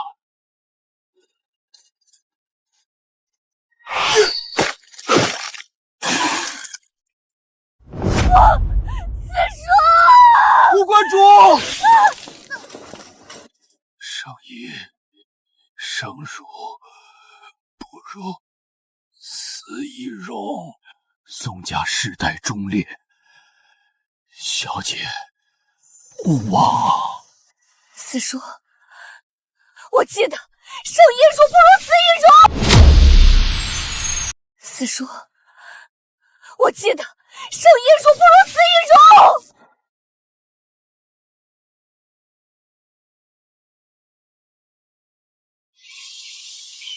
果然是大天之宝，竟然有如此大的能量，我一定要得到它！快给我抢回来！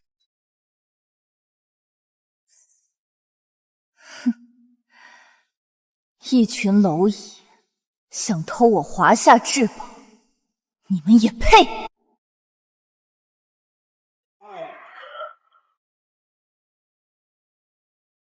该死的宋韵，死到临头还敢杀我手下！好，我就先杀了你！这是千年蚕丝所编织，刀枪不入，怎么会？今日我就要为父母亲、四叔，还有当年宋家78口讨回血债！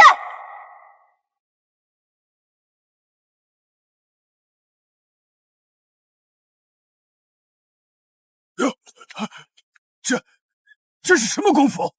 这是老神主的火焰神诀，练成此功法者，一念可催动天象。佐藤，你的死期到了。想要我的命，没那么容易。神主小心，他要吸收其他斗鹰狗的功力。这是我佐藤家的黑暗秘术，至阴至毒，中者必死。妖魔邪祟，岂可战胜我华夏正气？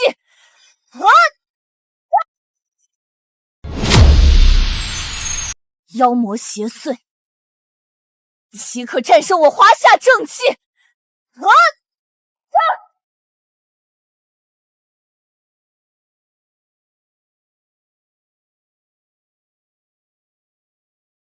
母亲，母亲，你醒醒，醒醒啊！还好，还有气息。神主，胡关主还没死，他还有微弱的气息。神主，首创与火焰令都蕴含巨大的能量，如今您已将两者引为一体，若以您的鲜血为引，输出这股力量到夫人和胡关主身上，说不定可以起死回生。